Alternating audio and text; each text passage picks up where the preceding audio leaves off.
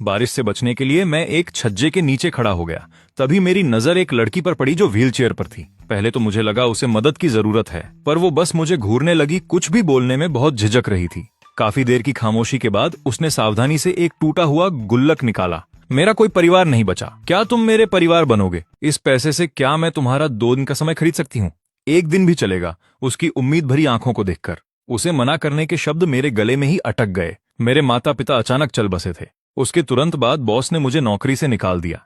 सालों की गर्लफ्रेंड ने पता चलते ही साथ छोड़ दिया। यहाँ तक कि मकान मालिक ने भी मुझे बाहर निकाल दिया। इस अनजान शहर में मेरी जेब के $37 ही बची खुची जमा पूंजी है। मूसलाधार बारिश में खड़े होकर मेरा सब कुछ बिखरने वाला था। तभी किसी चीज ने मेरे सिर के पिछले हिस्से को छुआ। मैं मुड़ा। मैंने बस एक हाथ देखा जो इतना पतला था कि नसें साफ दिख रही थीं। वो अनाड़ीपन से एक छाता पकड़े हुए था। वो मुझे बारिश से बचाने की कोशिश कर रही थी। पूरी तरह मुड़ने पर मुझे पता चला कि वो व्हीलचेयर पर बैठी एक लड़की है। वो बहुत कमजोर थी, गाल पीले पड़े थे।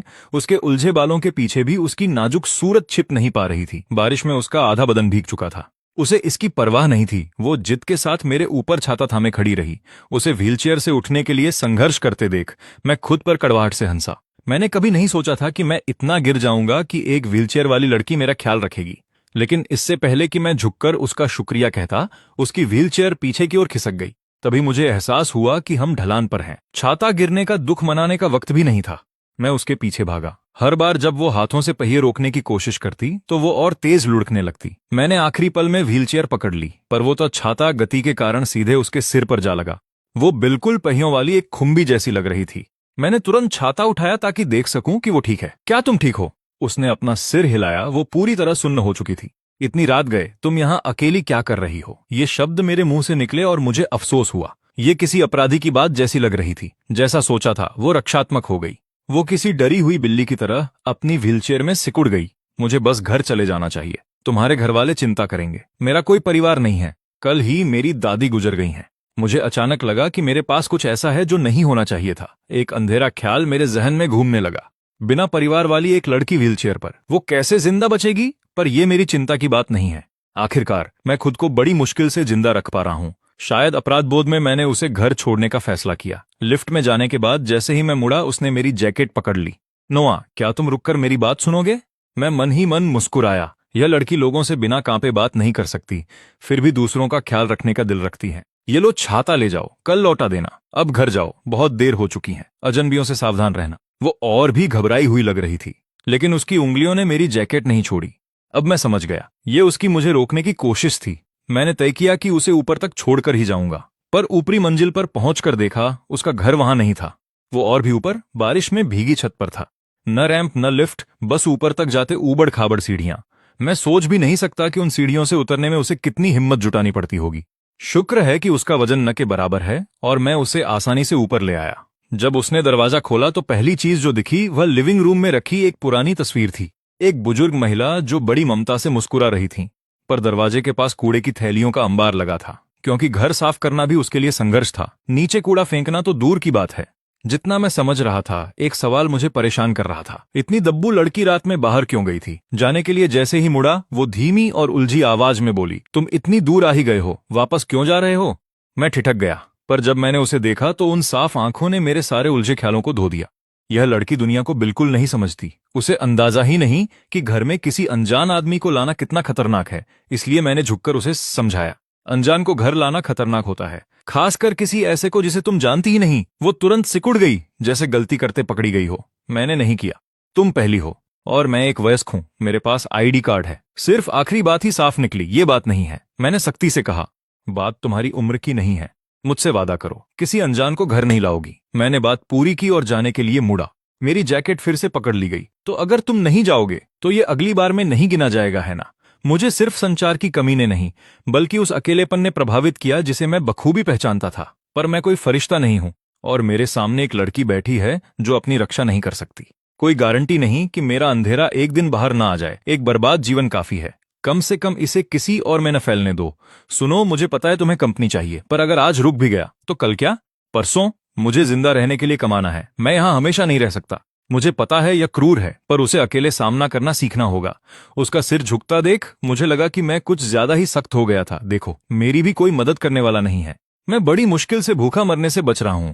मुझे पहले अपने पैरों पर खड़ा होने दो। मैंने सोचा नहीं था कि ये शब्द उसकी आंखों में उम्मीद जगा देंगे। वो तुरंत व्हीलचेयर बेडरूम में ले गई और एक टूटा गुल्लक लाकर बोली, मैं तुम्हारा साथ दूंगी। ये मेरी पूरी कमाई है, क्या इतने में काम चल जाएगा? उसकी आवाज धीरे धीरे और धीमी होती गई। वो जानती थी कि ये रकम एक छोटी मछली भी नहीं पाल सकती, पर उसने जिद से इसे पकड़े रखा। उसे ऐसा करते देख मुझे समझ नहीं आया क्या कहूं, पर अब मैं गंभीरता समझ पा रहा था। ये शायद उसकी आखिरी बचत थी। अगर मैं चला गया तो वो इस घर में भूखी मर जाएगी और किसी को पता भी नहीं चलेगा। इसलिए मैंने सीधे पूछा, तुम्हारे माता पिता कहाँ हैं? सच बताना, मम्मी और पापा मुझे नहीं चाहते, वे विदेश चले गए हैं। दादी से भी संपर्क नहीं हो पा रहा। वो मेरे लहजे से कांप रही थी, पर किसी तरह जवाब दे पाई। एक भारी लाचारी मुझे घेर गई।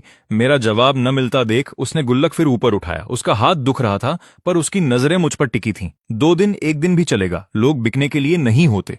वे नहीं होते, पर पापा हमेशा कहते थे कि वो मुझे बेच देंगे। उसके शब्द मेरे सीने में जंग लगी, कीलों की तरह चुभे। मैं उसके घटिया माता पिता को ढूंढकर सजा देना चाहता हूं। मेरी खामोशी में ही उसने जवाब पढ़ लिया। जो भावनाएं उसने इतने समय से दबा रखी थीं, वो आखिर फूट पड़ी। मुझे माफ कर दो, मैं डर गई हूं। मोटी बूंदें उसके पैरों पर गिरी, वो पैर जो कुछ महसूस नहीं कर सकते थे। मैं पूरी तरह सुन्न हो गया। अरे अरे, रोना बंद करो, क्या हम इसे बैठकर सुलझा नहीं सकते? मैंने नहीं सोचा था कि ये शब्द पॉज बटन की तरह काम करेंगे। वो तुरंत रुक गई, पर आंसू गिरते रहे और वो अब मुंह फुलाए बैठी थी, जिससे ऐसा लग रहा था कि मैं ही गलत हूं। कोई भी देखता तो मुझे ही विलेन समझता। मैंने आखिरकार हार मान ली। ठीक है, तुम्हें मुझसे क्या चाहिए? मुझे खाना चाहिए। बस ईमानदारी से कहूं, मैं किसी भी चीज के लिए तैयार था। उम्मीद नहीं थी कि वो खाने की मांग करेगी। क्या क्या ये ठीक है? बस खाना। ये तुम्हें पहले कहना चाहिए था। रसोई में क्या है? गाजर और अंडे। ओ, और राइस कुकर में शायद चावल हैं। फिर वो अचानक शर्माकर नीचे देखने लगी। मैंने ज्यादा नहीं सोचा, शायद वो सामाजिक रूप से घबराई हुई है। मैं राइस फ्राइड बनाने रसोई में गया, लेकिन अंदर जाकर देखा तो वहां कुछ नहीं था। बस एक बारिश वाला हुड और कोने में कुछ अंडे, एक सूखी गाजर और 2 पुरानी टूटी पतीली थीं। सच कहूं, ये इतना खाली था कि दिल टूट गया। कम से कम तेल, नमक और सोया सॉस वहां थे, तो गोल्डन एक फ्राइड राइस बनाना मुश्किल नहीं था। पर जब मैंने आत्मविश्वास से राइस कुकर ढक्कन उठाया, तो नीचे के चावल इतने सख्त थे कि हथियार की तरह इस्तेमाल हो सकते थे। मैंने एक गहरी सांस ली। मेरी आंखें दोषी को ढूंढने लगीं और मैंने देखा कि वो चुपके से अपनी व्हीलचेयर बेडरूम की तरफ ले जा रही है। वहीं रुको, वो वहीं जम गई। वो भागना चाहती थी, पर हिम्मत नहीं हुई। वो बस मुझे दयापूर्ण आंखों से देखती रही। यह इतना बेतुका है कि मुझे हंसी आ गई। समझाओ, इसे तुम ओवरनाइट चावल कहती हो? किसी ने नहीं पूछा कितनी रातें। बताओ, ये कितने दिनों से यहां पड़े हैं? ओह, 3 दिन, 4 हो ही नहीं सकता। 3-4 दिनों में तुमने इसमें फफूंद की एक पूरी कॉलोनी उगा ली। ये राइस कुकर की गलती है। वो धीरे से बुदबुदाई। मैंने अपनी किस्मत को कोसा और सफाई शुरू की, पर पतीली धोते हुए एक और चिंताजनक ख्याल आया। आखिरी बार तुमने कब खाया था? 2 दिन, उसने नीचे देखकर कहा। उसका पेट भूख से गड़गड़ा उठा। अब सब समझ आ रहा था। यह छोटी बच्ची भूख से मर रही थी। मैंने एक सेकंड भी बर्बाद नहीं किया। मैंने पतीली को तब तक रगड़ा जब तक वो चमक न गई, जबकि आयरिस लिविंग रूम में इंतजार करती रही। कभी कभी मुझे देखने के लिए सिर अंदर करती, या सही कहें तो राइस कुकर को घूरती रही। करीब 20 मिनट बाद मैं गर्मा गर्म एक फ्राइड राइस लेकर बाहर आया, पर कमरे में एक भी डाइनिंग टेबल नहीं थी। आयरिस ने किसी जादू की तरह एक फोल्डिंग टेबल निकाली। मैंने उसे चम्मच दिया। उसने सीधे अंडों पर हमला किया, एक बड़ा चम्मच भरकर बिना फूंके मुंह में डाल लिया। गरम गरम। इतनी जल्दी क्या है? कोई तुमसे छीन नहीं रहा। मैंने खुद एक निवाला लिया। बुरा नहीं है। आयरिस ने सुना और थोड़ी देर शांत रही, फिर सिर झुकाकर और तेज खाने लगी। पहले तो मुझे लगा वो बस भूखी है, लेकिन आधी कटोरी खाते खाते आयरिस के आंसू नहीं रुक रहे थे, जबकि वो खाती जा रही थी। क्यों फिर से रो रही हो? क्या पतीली ठीक से साफ नहीं थी? क्या स्वाद खराब था? मैं बुरी तरह डर गया था, पर वो आंसुओं के बीच हंस पड़ी। उसने हाथ की उल्टी तरफ से चेहरा पोंछा और बोली, कुछ नहीं। मुझे बस दादी की याद आ गई। वो हमेशा यही कहती थी। मैं कुछ कहना ही चाहता था, पर उसकी मुस्कान ने मुझे निहत्था कर दिया, जिसे देखना ही सुकून भरा था। मेरे सीने का बोझ थोड़ा हल्का हो गया। मैं मानूंगा। मेरा दिल पिघल गया। नहीं नहीं नहीं। मैंने खुद को मानसिक थप्पड़ मारा, पर इस हरकत से आयरिस डर गई। उसे शांत करने के बाद मैंने जाने से पहले कुछ बुनियादी हुनर सिखाने का सोचा। मैंने पूछा वो स्कूल कहाँ जाती है। उस उम्र में उसे कम से कम व्यावसायिक स्कूल तो पूरा करना चाहिए था, पर वो इसे लेकर काफी संवेदनशील थी। वो काफी देर फर्श को घूरती रही, फिर धीरे से बोली, मिडिल स्कूल। मैं सिर्फ मिडिल स्कूल तक पढ़ पाई। बाकी बच्चे हमेशा मेरा मजाक उड़ाते थे। दादी ने कहा मुझे वापस नहीं जाना, पर मैं संभाल सकती थी। मैंने एक लंबी आह भरी। इतने समय से घर में कैद, दुनिया से कटी हुई, और अब वो दादी भी नहीं रही जो उसे सबसे ज्यादा प्यार करती थी। सामाजिक कौशल तो भूल ही जाओ। उसकी भावनात्मक उम्र उसी साल थम गई होगी जिस साल उसने पढ़ाई छोड़ी। साफ है कि स्कूल उसके लिए एक बंद दरवाजा है। सरकार की मदद का क्या? क्या कभी तुम्हारे घर को मिली? मुझे नहीं पता। जैसे ही मैं उसकी स्थिति को लेकर परेशान हो रहा था, आयरिस ने बीच में टोका। क्या मैं तुम्हारी तस्वीर बना सकती हूँ? डर है कि अगर तुम चले गए तो वापस नहीं आओगे। उसने बात पूरी भी नहीं की, वो पहले ही अपने कमरे में जा रही थी। मैं उत्सुकता में पीछे गया। दरवाजा खुलते ही मैं दंग रह गया। ऐसा लगा मानो कल्पना के किसी आकाश में आ गया हूं जिसे पेंट से सजाया गया है, लेकिन छत के पास एक खाली जगह है जो व्हीलचेयर की पहुंच से बाहर है। मुझे ड्राइंग करना बहुत पसंद है। पेंटिंग की बात करते ही उसकी आंखों में वो आत्मविश्वास आया जो पहले नहीं दिखा था, पर मैं सोच भी नहीं सकता कि दीवारों पर पेंट करना उसके लिए कितना कठिन होगा। वो खुशी से अपना स्केचबुक निकालती है। उसकी चमकीली आंखें पन्ने और मेरे चेहरे के बीच बार बार आ जा रही थीं। आधे घंटे से भी कम समय में उसने मेरा पोर्ट्रेट बना लिया। मैंने उसके कांपते हाथों से स्केचबुक ली। देखते ही मैं स्तब्ध रह गया। ड्राइंग में मैं बारिश में बैठा हूं, गोल्डन एक फ्राइड राइस की कटोरी थामे, जबकि एक छोटी सफेद बिल्ली मेरे पैर से चिपटकर चावल को लालच से देख रही है। मैंने सोचा भी नहीं था कि वो मुझे ऐसा देखती है। तो वो बिल्ली कौन है? आयरिस ने कभी जवाब नहीं दिया। उसने बस मुंह खोला और बंद कर लिया, पर मैंने गौर किया कि उसके कान इतने लाल हो गए थे जैसे जलने वाले हों। तभी समझ आया, वो बिल्ली वही थी। मैंने अनजाने में उसके सिर के ऊपर देखा, जैसे वहां वाकई बिल्ली के कान हो। बदले में मैंने ऐसी आंखें देखीं जो उलझन और शक से भरी थीं। वो फिर व्हीलचेयर में सिकुड़ गई। बात अजीब होने से पहले मैंने जल्दी से विषय बदल दिया। क्या मैं तुम्हारी बाकी ड्राइंग्स देख सकता हूं? हाँ जरूर। ये नीचे रहने वाली दादी रोज हैं। जब भी मैं छिपकर बाहर निकलता, मुझे दादी रोज नीचे खड़ी दिखाई देती, जो हाथ हिलाकर मेरा अभिवादन करती थी। और ये दादाजी वॉल्ट हैं। वो एक बढ़ई हैं। उन्होंने ही मेरी पुरानी व्हील चेयर बनाई थी। मैं पन्ने पलटता रहता हूँ। मुझे ऐसे लोग मिलते हैं जिन्होंने आयरिस की मदद की या जो उससे मिले। हर कोई इस छोटी सी किताब में खिंचा चला आता है। इसे सिर्फ स्केचबुक कहना कम होगा। यह एक प्यारी और भावुक डायरी जैसी है, जिसे बहुत ही सुंदर अंदाज में बनाया गया है। तभी मुझे एक ख्याल आता है। मैं अपना फोन निकालता हूं और फ्रीलांस इलस्ट्रेशन के दाम चेक करने लगता हूं। एक काम के लिए आमतौर पर 30 से $50 मिल जाते हैं। आयरिस के लिए गुजारा करने को इतना काफी हो सकता है। मुझे ऑनलाइन एक चिबी स्टाइल अवतार मिलता है और मैं पूछता हूं कि क्या वह ऐसा कुछ बना सकती है। वह धीरे से सिर हिलाती है, लेकिन उसे सिर्फ कागज पर बनाना आता है। सिर्फ कागज से काम नहीं चलेगा। डिजिटल आर्ट सीखने के लिए उसे एक ड्राइंग टैबलेट चाहिए। मैं ऑनलाइन देखता हूं तो शुरुआती टैबलेट $15 के आसपास मिल जाता है। यह मेरे बजट में है। और घर पर मेरा एक पुराना धूल खा रहा लैपटॉप है, जिसे मैं यहां ले आऊंगा। मेरी अगली चिंता यह है कि क्या उसके पास फोन है। वो कहती है कि है, लेकिन जब वो अपनी जेब से कुछ निकालती है तो वो एक पुरानी अवशेष जैसी चीज है। एक ईंट जैसा फोन जो इतना पुराना है कि उसे याद भी नहीं कि कौन सा दशक चल रहा है। बची खुची उम्मीद भी दम तोड़ गई। क्या ये काम करेगा? फोन की बात बाद में देखी जाएगी, क्योंकि जो लड़की मुश्किल से खाने का इंतजाम कर पा रही है, उसके लिए इस पूरी योजना की शुरुआती लागत ही बहुत ज्यादा है। और इस बात की भी कोई गारंटी नहीं कि आयरिस को कोई काम मिलेगा भी या नहीं। सच कहूं तो मेरा मन कर रहा है कि अभी हार मान लूं, लेकिन फिर मैं उसकी आंखों की चमक देखता हूं जो अब भी जिंदा है, और मैं अपना होंठ जोर से दबा लेता हूं। भाड़ में जाए सब। जिंदगी पहले ही बदतर हो चुकी है। क्या मैं सिर्फ एक बार लापरवाही नहीं बरत सकता? तभी मुझे एक बात सूझती है। मेरे माता पिता के गुजरने से पहले वो एक अपार्टमेंट किराए पर लिया करते थे। लीज का अभी आधा महीना बाकी है। $300 की सिक्योरिटी डिपॉजिट वापस मिल जानी चाहिए। कल मैं स्थानीय दफ्तर में आयरिस के विकलांग भत्ते के बारे में पता करूंगा। फिर अपने लिए कोई नया काम ढूंढ लूंगा। अगर मैं बजट का ध्यान रखूं तो हम दोनों शायद 1-2 महीने गुजारा कर लेंगे। उसके बाद सब कुछ इस पर निर्भर करेगा कि आयरिस क्या चाहती है। क्या तुम अपने चित्रों से खुद पैसे कमाना चाहती हो? जैसे ही वो हाँ कहती है, मेरे कंधों से एक भारी बोझ उतर जाता है। मैं तय करता हूं कि पहले जाकर पुराना अपार्टमेंट साफ कर लूं, लेकिन जैसे ही मैं जाने लगता हूं, आयरिस फिर से मेरी जैकेट पकड़ लेती हैं। क्या आप कल वापस आएंगे? हाँ। उसकी मासूमियत से पूछा गया यह सवाल देखकर मुझे समझ नहीं आता कि हंसूं या भरूं। कम से कम वो मुझे रात भर रुकने को नहीं कह रही। तुम्हारा नाम क्या है? आयरिस। और आपका?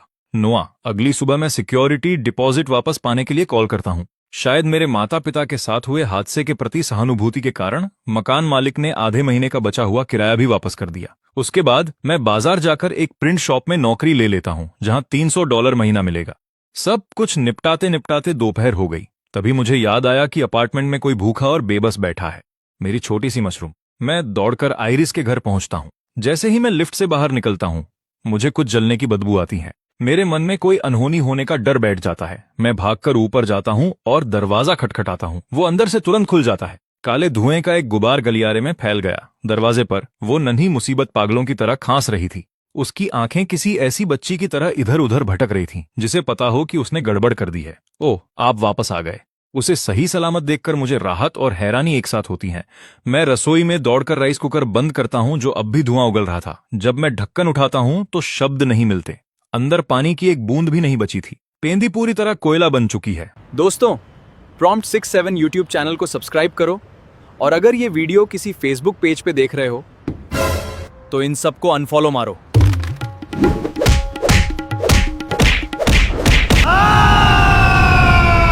दोबारा रीअपलोड नहीं करूंगा।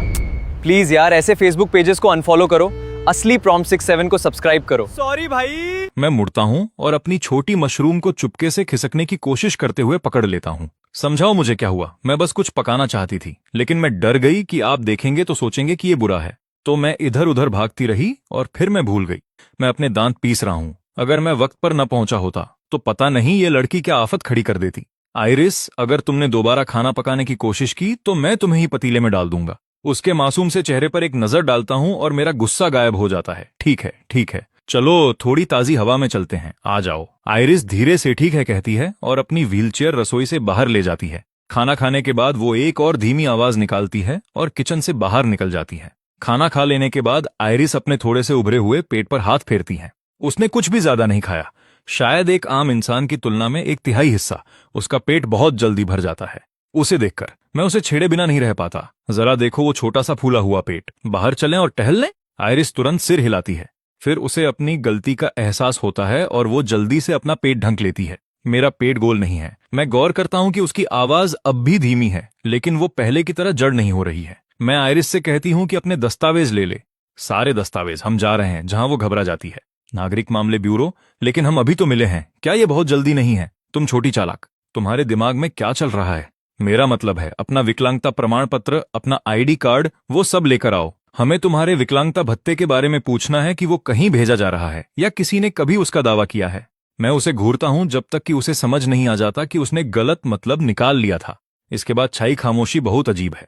मैं बाहर इंतजार करने के लिए निकल जाता हूं। हालांकि मुझे पक्का नहीं पता कि मैं किस चीज से भाग रहा हूं, क्योंकि इस समय मुझे वो बिल्कुल समझ नहीं आ रही। वो कोई छोटी बच्ची नहीं है, क्योंकि उसने नागरिक मामले ब्यूरो का संदर्भ तुरंत समझ लिया था, लेकिन बुनियादी समझ का बहुत हिस्सा गायब लगता है।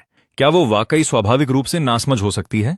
यकीनन अगर मैं उस छोटे से सिर को खोलूं तो अंदर सिर्फ खालीपन नहीं होगा। यह ख्याल भर ही मुझे सहरा देता है।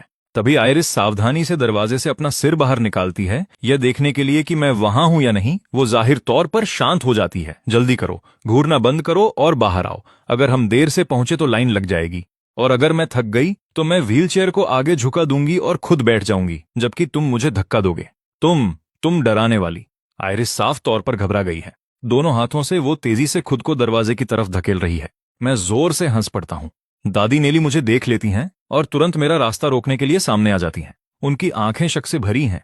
साफ है कि वो डरी हुई हैं कि इस लड़की को किसी धोखेबाज ने फंसा लिया है। वो मुझसे मौके पर ही सफाई मांगती हैं, जब उन्हें पता चलता है कि कल रात मैंने ही आइरिस की मदद की थी। दादी नेली मुझे हैरानी भरी नजरों से ऊपर से नीचे देखती हैं और कहती हैं, तुम साफ तौर पर कंगाल दिख रहे हो युवक, लेकिन तुम शरीफ लगते हो। बस इस लड़की की हालत देखकर अफसोस होता है। उसकी दादी अचानक गुजर गईं और मेरी ये बूढ़ी हड्डियां अब उसका ज्यादा दिन ख्याल नहीं रख सकती। वो आइरिस की तरफ एक लंबा अर्थपूर्ण नजरिया देकर बात खत्म करती हैं, जिसका चेहरा शर्म से लाल हो गया है। मैं जल्दी से विषय बदल देता हूँ। क्या दादी नेली को पता है कि आइरिस का विकलांग भत्ता कहाँ भेजा जा रहा है? दादी नेली कहती हैं कि उन्हें भी कोई अंदाजा नहीं है। आइरिस, क्या तुम्हें अपनी दादी के बैंक खाते का पासवर्ड याद है? आइरिस अपना सिर हिलाती है। यह चीजों को मुश्किल बनाता है, तो मैं उसे बैंक ले जाने और उसके नाम पर नया खाता खोलने का फैसला करता हूँ। फिर हम बस सीधे भुगतान का विवरण अपडेट कर सकते हैं। इस तरह उसे यहां वहां भागना नहीं पड़ेगा। मैं आइरिस को बैंक की ओर धकेलता हूँ। पूरे रास्ते आइरिस लगातार पीछे मुड़कर मुझे देखती रहती है। आखिरकार वो हिम्मत जुटाकर पूछती है, क्या मुझे अपनी खुद की बैंक पासबुक मिलेगी? पासबुक को भूल जाओ, कोई पासबुक नहीं। मैं देख सकता हूं कि वो कुछ कहना चाहती है पर रुक जाती है। मैं उसे थोड़ा छेड़ने से खुद को रोक नहीं पाता। लेकिन एक अच्छी खबर है, तुम्हें अपना एटीएम कार्ड मिल रहा है, जो पासबुक से कहीं ज्यादा सुविधाजनक है। क्या एटीएम कार्ड महंगा होता है? बिल्कुल नहीं। इसे बनाने में लगभग $1 लगता है। पूरा $1। वो तो मेरे पूरे हफ्ते का खर्च है। तुम कौन से दशक में जी रही हो? वाह, मैं धीरे से सांस लेता हूं और उसके लिए मेरे सीने में दर्द होता है। चिंता मत करो, मैं पैसे कमाने का कोई तरीका ढूंढ लूंगा, तुम्हारे मौजूदा खर्च से सैकड़ों गुना ज्यादा। सच में? आइरिस अपना सिर ऊपर करती है। साफ है कि उसे इस संख्या का कोई अंदाजा नहीं है। उन साफ आंखों में सिर्फ उस वादे की उम्मीद है। लेकिन जैसे ही हम भीड़भाड़ वाले बैंक में घुसते हैं, उसकी घबराहट हावी हो जाती है। जब बैंक क्लर्क पूछता है कि उसे किस काम के लिए मदद चाहिए तो वो हकलाने लगती है और मेरी जैकेट को ऐसे पकड़ लेती हैं जैसे वो लाइफलाइन हो, बेताबी से बचाव ढूंढ रही हो। मैं उसे दस्तावेज खिड़की से अंदर डालने के लिए इशारा करता हूँ। इसके बजाय आयरिस अपना पूरा बैग ही उस खांचे में घुसेड़ देती है जैसे वो किसी वेंडिंग मशीन में सामान डाल रही हो। क्लर्क बस देखता रह जाता है, लेकिन किसी तरह सब कुछ आसानी से हो जाता है। वो उसका ऑनलाइन बैंकिंग भी सेटअप कर देते हैं। अब उसे हर बार पैसे निकालने के लिए यहाँ नहीं आना पड़ेगा। नागरिक मामले ब्यूरो जाते समय आयरिस अपने बैंक कार्ड को दोनों हाथों से कसकर पकड़ती है, उसे बार बार उलट पलट कर देखती है और धीमी सी खिलखिलाहट छोड़ती है।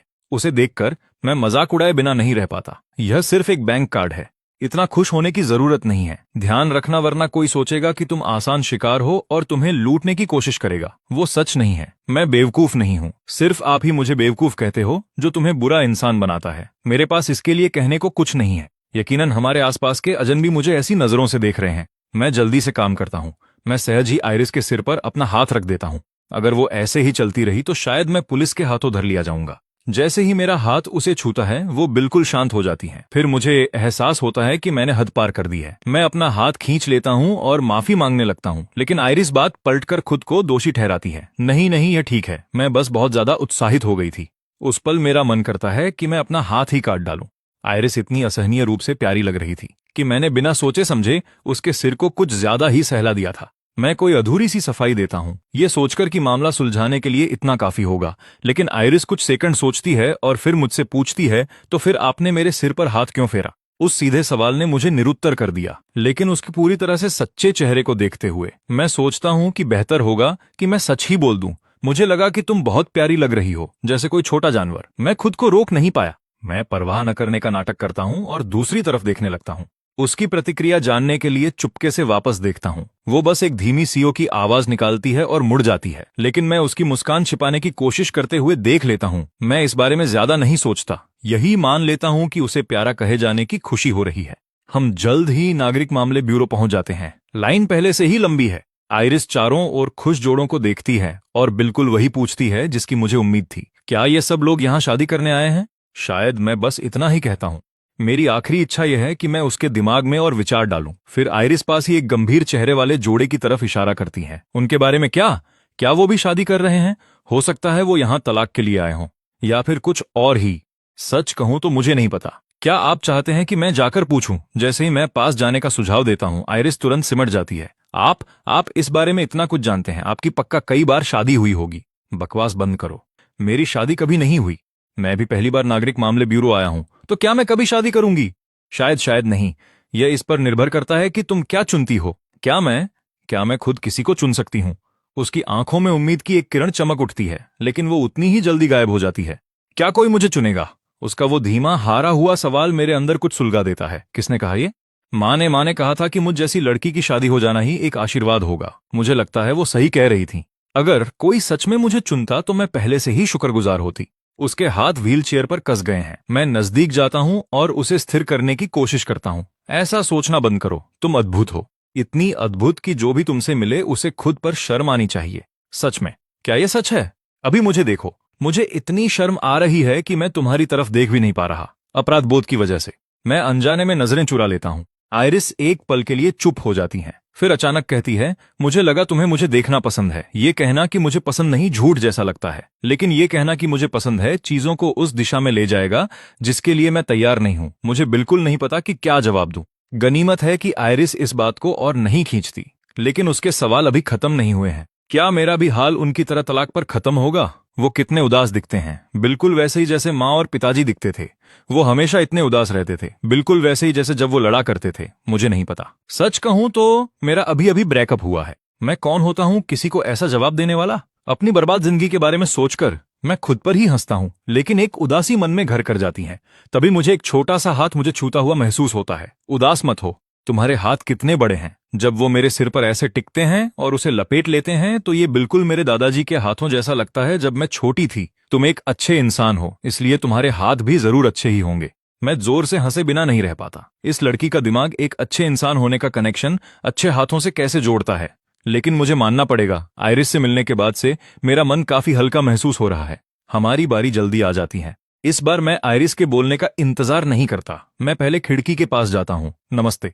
हम उसके विकलांगता भत्ते के बारे में पूछना चाहते हैं और साथ ही फाइल में भुगतान खाता अपडेट करना चाहते हैं। क्या आप कृपया प्रासंगिक दस्तावेज मांग सकते हैं? मैं आयरिस को कोहनी मारता हूँ जो अभी भी खोई हुई है। वो जल्दी से अपना बैग खंगालती है और दस्तावेजों का एक पुलिंदा निकालती है। ऐसा पहले एक बार कर चुकी होने के कारण इस बार वो इसे ज्यादा स्वाभाविक रूप से संभाल लेती हैं। लेकिन जब क्लर्क पूछता है कि खाता बदलने की जरूरत क्यों है, तो आयरिस फिर से जम जाती है। वो मेरी तरफ देखती है, लेकिन वो मुझ पर बोझ नहीं डालना चाहती। वो खुद शब्द निकालने की कोशिश करती है, लेकिन लंबी खामोशी के बाद भी कुछ नहीं निकलता। साफ है कि वो उस डर से अभी बाहर नहीं आई है। इसलिए मैं उसकी मदद के लिए आगे आता हूँ। उनकी दादी का हाल ही में देहांत हो गया है। ऐसी स्थिति में कृपया उसका प्रमाण दें और ये फॉर्म भरें। एक बार जब सब ठीक हो जाए तो बस यहाँ हस्ताक्षर कर दें। आयरिस आखिरकार राहत की सांस लेती है और फॉर्म भरने के लिए पेन उठाती है, लेकिन ये शांति ज्यादा देर नहीं टिकती। क्लर्क आगे झुकता है। क्या आप दोनों जोड़े हैं? क्या आप यहाँ रहते हुए पंजीकरण करना चाहेंगे? हम फिलहाल शादी के तोहफे के तौर पर खाना पकाने का तेल, साथ में एक पतीला और कुछ अंडे दे रहे हैं। मेरे पेट में खलबली मच जाती है। मैं लगभग भूल ही गया था कि हम नागरिक मामले ब्यूरो में हैं। मैं जल्दी से बताता हूं कि हम सिर्फ दोस्त हैं। साथ ही आयरिस की तरफ देखता हूं जिसका भाव बदल चुका है। मुझे नहीं पता था कि उसका चेहरा पूरी तरह से लाल हो चुका है। अगर मैंने उसे समय रहते न रोका होता तो उसका पेन पेट से बाहर उड़ जाता। जाने से पहले मैं क्लर्क से एक और बात पूछता हूं। वो मुझे बताती है कि भत्ते का भुगतान सिर्फ 2 दिनों में होना है। मैं चैन की सांस लेता हूं। ये महीने के सिर्फ $5 हैं, लेकिन प्रिंट शॉप से मेरी $300 की नई मासिक सैलरी के साथ आयरिस कम से कम इस महीने भूखी तो नहीं रहेगी। नागरिक मामले ब्यूरो से निकलने के बाद मैं देखता हूं कि आयरिस अभी भी पहले वाले विषय पर अटकी हुई है, जैसे शादी उसके लिए किसी तरह की आपातकालीन चीज हो। क्योंकि दादी ने कहा था कि शादी करने के बाद कोई ना कोई हमेशा तुम्हारे साथ होगा, तुम साथ में खुश रहोगे। वो तुम्हारे गिरने पर लगी चोटों पर फूंक मारेंगे और वो तुम्हारी हर कमी को बर्दाश्त करेंगे। तभी मुझे एहसास होता है, शादी से जो कुछ भी वो चाहती है वो सिर्फ साथ है और कुछ नहीं। क्या तुम्हारी कोई पसंद भी है? तुम सिर्फ किसी ऐसे व्यक्ति के साथ पूरी जिंदगी नहीं बिता सकते जिसे तुम बर्दाश्त न कर सको। मैंने वास्तव में इस बारे में नहीं सोचा है, लेकिन दादी ने कहा था कि जब तुम किसी ऐसे व्यक्ति को ढूंढ लो जिससे तुम शादी करना चाहती हो, तो बस उन्हें घर बुलाओ और अपने खाने से उनका दिल जीत लो। मुझे कहना पड़ेगा, ये वाकई एक साहसी पारिवारिक परंपरा है। उसके खाना पकाने के बारे में सोचकर मैं चुपचाप उस बेचारे आदमी के लिए शोक मनाता हूं, जो भी वो हो। आयरिस साफ तौर पर मेरा हाव भाव देख लेती है और उसका आत्मविश्वास कम होने लगता है, लेकिन वो जिद करती है कि मैं इसे जरूर बहुत स्वादिष्ट बना दूंगी। हाँ हाँ बिल्कुल, मुझे तुम पर पूरा भरोसा है। अगर कुछ बुरा हुआ तो बस उसे खींच कर वापस ले आना और उसे खिला देना। यह सुनकर मैं कांपे बिना नहीं रह पाता। मैं आयरिस से अपनी पहली मुलाकात को याद करता हूँ। यह सुनकर लगता है कि वो मेरे ही बारे में बात कर रही है, लेकिन वो इतनी नासमझ दिखती है, इतनी मासूम कि मैं उसे परखने के लिए आगे पूछता हूँ, ये सड़क से किसी को उठाकर लाने से कैसे अलग है? मुझे उम्मीद नहीं थी कि आयरिस सिर हिलाएगी। ये उतना अलग नहीं है। क्या तुम जानती भी हो कि उस मुहावरे का क्या मतलब है? तुमने बस सिर हिलाया। दादी नेली ने मुझे बताया था। इसका मतलब है किसी मजबूत नौजवान को पकड़ना और उसे घर लाना, फिर उसे खिला पिलाकर मोटा करना। वो बूढ़ी औरत इस लड़की को आखिर क्या सिखा रही थी? मैं देखता हूं कि आयरिस के कान हल्के गुलाबी हो रहे हैं। तभी मुझे सब समझ आता है। आयरिस, क्या तुम्हें वाकई समझ आ रहा है कि तुमने क्या कहा? आता है। मैं बच्ची नहीं हूं। मैं जानती हूं कि मुझे क्या जानना चाहिए। उसका सिर और नीचे झुकता जाता है, लेकिन वो अपनी बात जारी रखती है, हमेशा की तरह जिद्दी। मैं ये भी जानती हूं कि कल रात तुम्हें घर लाना कोई अच्छा विचार नहीं था, लेकिन तब तुम बिल्कुल मेरी तरह दिख रहे थे। मुझे लगा तुम्हें भी किसी की जरूरत है। मेरी सांसें थम जाती हैं। मैं उसकी व्हीलचेयर को धक्का देता हूं और काफी देर तक खामोश रहता हूं, जब तक कि बात पूरी तरह समझ नहीं आती। वो शुरू से जानती थी कि मैं उसके साथ क्या कर सकता था, लेकिन मुझे सिर्फ अपने साथ कोई चाहिए था। आयरिस को इतना हारा हुआ देखकर, सब कुछ दांव पर लगाने के लिए इतना तैयार होना, बिल्कुल वैसा ही है जैसे मैं पहले हुआ करता था। लेकिन उसे इस तरह देखना सिर्फ मेरे गुस्से को और भड़का रहा है। किसने कहा कि कंपनी की जरूरत का मतलब है तुम्हें ऐसा कुछ करना होगा? क्या तुम्हारे मन में ये ख्याल नहीं आया कि अगर कोई और होता तो क्या हो सकता था? लेकिन आपने नहीं किया, क्योंकि मैंने बड़ी मुश्किल से खुद को रोका, क्योंकि मुझे लगता है कि मैं बेकार हूं। क्या तुम्हें वाकई लगता है कि जिसे बिना कुछ किए सब मिल जाए वो इसकी कद्र करेगा? वो बस तुम्हें एक बेवकूफ समझेंगे। मुझे माफ करना, लेकिन तुम एक अच्छे इंसान हो। आयरिस के आंसू एक एक करके गिर रहे हैं और डांट खाने के बावजूद वो मुझे अपने दोस्त का कार्ड थमाती है। मैं इतना निराश हूं कि मैं सच में हंस देता हूं। इसलिए मैं उससे सीधे पूछता हूं, तो तुम वाकई मुझे अपने साथ रखने की योजना बना रही थी? पहले नहीं, मैं बस चाहती थी कि कोई मेरे साथ रहे। लेकिन जब मुझे एहसास हुआ कि तुम एक अच्छे इंसान हो, और फिर आज यहां आने के बाद मुझे पता चला कि ये वाकई मुमकिन था। मुझे माफ करना, मैं बहुत जल्दी में थी। उसके बाद आयरिस पूरी तरह शांत हो जाती है, लेकिन मैं चीजों को जोड़ना शुरू कर देता हूँ। ये लड़की ऐसी लगती है जैसे सब समझती है, लेकिन उसकी सोच पूरी तरह से उल्टी हो गई है। शादी के बारे में उसका ख्याल प्यार या आकर्षण से कोई ताल्लुक नहीं रखता। वो बस चाहती है कि कोई वहां मौजूद रहे। और सच कहूं, मैं थोड़ा प्रभावित हूं, लेकिन एक लड़की के सामने खड़े होकर जो किनारे पर झूल रही है, उसका फायदा उठाना कुछ ऐसा है जो मैं बस नहीं कर सकता। इसलिए मैं उसकी ठुड्डी ऊपर करता हूं और उसे मेरी तरफ देखने पर मजबूर करता हूं। क्या मैं तुम्हें पसंद हूं? मुझे नहीं पता। तुम्हें ये तक नहीं पता कि तुम किसी को पसंद करती हो या नहीं, और तुम अभी से शादी करना चाहती हो। तुम बस वैसे ही शादी करना चाहती हो। क्या तुम्हें ये पूरी तरह से उल्टा नहीं लगता? आइरिस के होंठ कांपने लगते हैं जैसे वो रोने वाली हो। मुझे एहसास होता है कि मैंने उसके साथ बहुत सख्ती की है और अपना सिर खुजलाता हूं। क्या मैंने तुमसे वादा नहीं किया था कि मैं भागूंगा नहीं? तो फिर क्यों नहीं? एक बार जब तुम साथ को अलग कर दो तो ये समझने के लिए कुछ समय लो कि क्या मैं वाकई इसके लायक हूं, और साफ तौर पर सोचो कि तुम उसकी आंखें फिर से चमक उठती हैं जैसे कहीं नई जगह जाने के लिए दरवाजा खुल गया हो। मैं आ भरते हुए उसके बालों को सहलाता हूं। जाहिर है तुम्हारे पैर काम नहीं करते।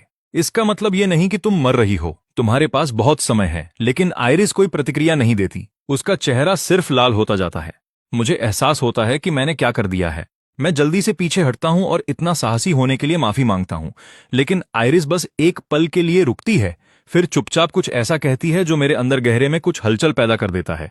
तो अगर मैं समझ जाऊं तो क्या तुम मुझे चुनोगे? ये कहने के बाद वो चिंतित होकर अपने पैरों की तरफ देखती है। उसके अंदर का असुरक्षा भाव हर तरफ छलकने को है, लेकिन अगले ही पल उसकी व्हीलचेयर अचानक हिलने लगती है। ये मैं हूं। मैं रफ्तार बढ़ाता हूं और उसे आगे धकेलता हूं। चलो चलो, किराने की खरीदारी करने चलते हैं। तुमने कहा था कि तुम मुझे पकड़ रही हो, है ना? तो मेरा इस्तेमाल भी कर ही लो। आइरिस एक हल्की आवाज निकालती है, शायद पीछे मुड़कर देखना चाहती हो कि मैं नाराज तो नहीं, लेकिन वो कई सेकंड तक हिचकिचाती है और पीछे नहीं मुड़ती। आखिरकार वो धीरे से हंसती है और फुसफुसाते हुए वही दोहराती है जो मैंने कहा था। कर ही लेती हूं, क्योंकि मैंने तुम्हें पहले ही पकड़ लिया है। मुझे कहना पड़ेगा, जब ये लड़की नासमझ होने का अभिनय करती है तो वो वाकई काफी प्यारी लगती है। मैं खुद को रोक नहीं पाता। मैं झुकता हूं और फिर से आइरिस के गोल मटोल सिर को थपथ पाता हूं, इस बार बिना किसी बहाने के। मैं बस ऐसे व्यवहार करता हूं जैसे कुछ हुआ ही नहीं। तुमने फिर से मेरे सिर को क्यों थपथ पाया? मैंने तो कर दिया। तुम इसके बारे में क्या कर लोगी? वैसे भी तुमने मुझे ऐसे पकड़ा जैसे मैं तुम्हारा ही हूं। क्या मैं एक बार तुम्हारे सिर को थपथपा भी नहीं सकती? आइरिस अपनी ठुड्डी थोड़ी ऊपर उठाती है। उसकी आवाज में थोड़ा आत्मसंदेह कम है। तो क्या इसका मतलब ये है कि तुम्हें लगता है कि मैं प्यारी हूं? अरे यार, इस लड़की को टालना और मुश्किल होता जा रहा है। ये देखकर कि मैं जवाब नहीं दे रहा, आइरिस बस आगे बढ़ जाने का फैसला करती है। मुझे लगता है तुम भी काफी प्यारे हो, तो क्या मैं तुम्हारे सिर को थपथपा सकती हूँ? उसकी आंखें उम्मीद से भरी हैं। मेरा दिमाग बंद हो गया है। क्या वो हमेशा इतनी सीधी होती है? और वो इस नतीजे पर कैसे पहुंची कि मैं प्यारा हूं? सिर्फ तब जब तुम नाराज थे। क्या तुम्हें डांट खाने का कोई शौक है? तुम इसे चेक करवा सकती हो, मुझे नहीं है। मैं बस इतना जानती हूं कि तुम नाराज हुए क्योंकि तुम मेरी परवाह करते हो। तो भले ही मुझे डर लगा, मुझे फिर भी तुम बहुत प्यारे लगे। और तुम कह रहे हो कि तुम्हें डांट खाने का शौक नहीं है। मुझे नहीं है। तुम जानते हो मैं सबसे धीमी हूं और तुम फिर भी मुझे परेशान करते हो। अब मैं बात नहीं कर रही। जैसे ही आइरिस घबराती है, उसके शब्द लड़खड़ाने लगते हैं। अंत में वो बस अपने गाल फुला लेती है और मुंह बनाकर चुप हो जाती है। लेकिन मेरा ध्यान सड़क के किनारे एक फोन शॉप की तरफ चला जाता है। मैं एक पल के लिए हिचकिचाता हूं। आइरिस को वहीं रुकने को कहता हूं, फिर एक गहरी सांस लेकर अंदर जाता हूं। कुछ देर बाद मैं बाहर आता हूं और आइरिस की तरफ एक छोटा सफेद बॉक्स उछालता हूं। क्या ये मेरे लिए है? वो उसे खाली नजरों से घूरती है, काफी देर तक हिलती भी नहीं, बस उसे पत्थर की तरह देखती रह जाती है। बेशक ये तुम्हारे लिए है, वरना मैं वहां क्यों जाता? इसे पहले बहुत सख्त होने के लिए माफी के तौर पर समझो। मैं खुद को उसकी तरफ सीधे देखने लायक नहीं बना पा रहा। ये बिल्कुल वैसा ही है जैसे पहली बार मैंने किसी लड़की को तोहफा दिया हो। ये बहुत ज्यादा है, मैं इसे स्वीकार नहीं कर सकती। ये उतना ज्यादा नहीं है। ये सबसे सस्ता मॉडल था, महंगे वाले वैसे भी मेरी पहुंच से बाहर थे। आइरिस छोटे बॉक्स को देखती हैं। साफ है कि वो खुश है, लेकिन वो अभी भी फोन वापस करने की जिद करती हैं। मैं जानबूझकर एक कदम पीछे हटता हूं और खुद को उसकी पहुंच से बाहर कर लेता हूं। फिर आइरिस वाकई अपनी कुर्सी को मेरी तरफ धकेलती है ताकि मुझे पकड़ सके। मुझे डर है कि कहीं वो गिर न जाए। मैं उसे मनाने की कोशिश करता रहता हूं। देखो, तुमने तो खुद को एक रसोइया चुन ही लिया है। अगर तुम्हारा आदमी तुम्हें फोन दिला दे तो ये सिर्फ इसलिए है ताकि वो तब वापस आ सके जब तुम्हें भूख लगे। सोचो इसके बारे में। क्या तुम्हें इसे पास नहीं रखना चाहिए? क्या वाकई ऐसा होता है? हाँ, बिल्कुल। और वैसे भी अगर तुम पैसे कमाना शुरू करना चाहती हो तो तुम्हें इसकी जरूरत पड़ेगी। जब तुम पर्याप्त कमा लोगी तो तुम हमेशा मुझे वापस कर सकती हो। ये कैसा रहेगा?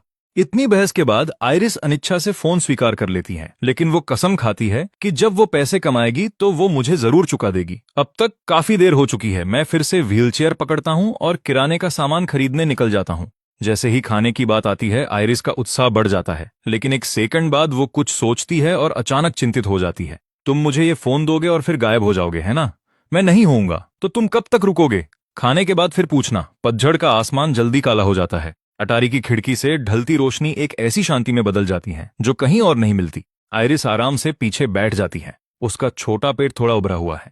वो एक आलसी जमाई के साथ अंगड़ाई लेती है। उसकी शर्ट का पतला कपड़ा इतना ऊपर उठ जाता है कि एक नरम सा घुमाव दिखने लगता है, और जैसे वो अंगड़ाई लेती है किनारे के नीचे से पीली त्वचा का एक टुकड़ा दिखाई देता है। उसका पतला शरीर बस एक पल के लिए पूरी तरह से सामने था।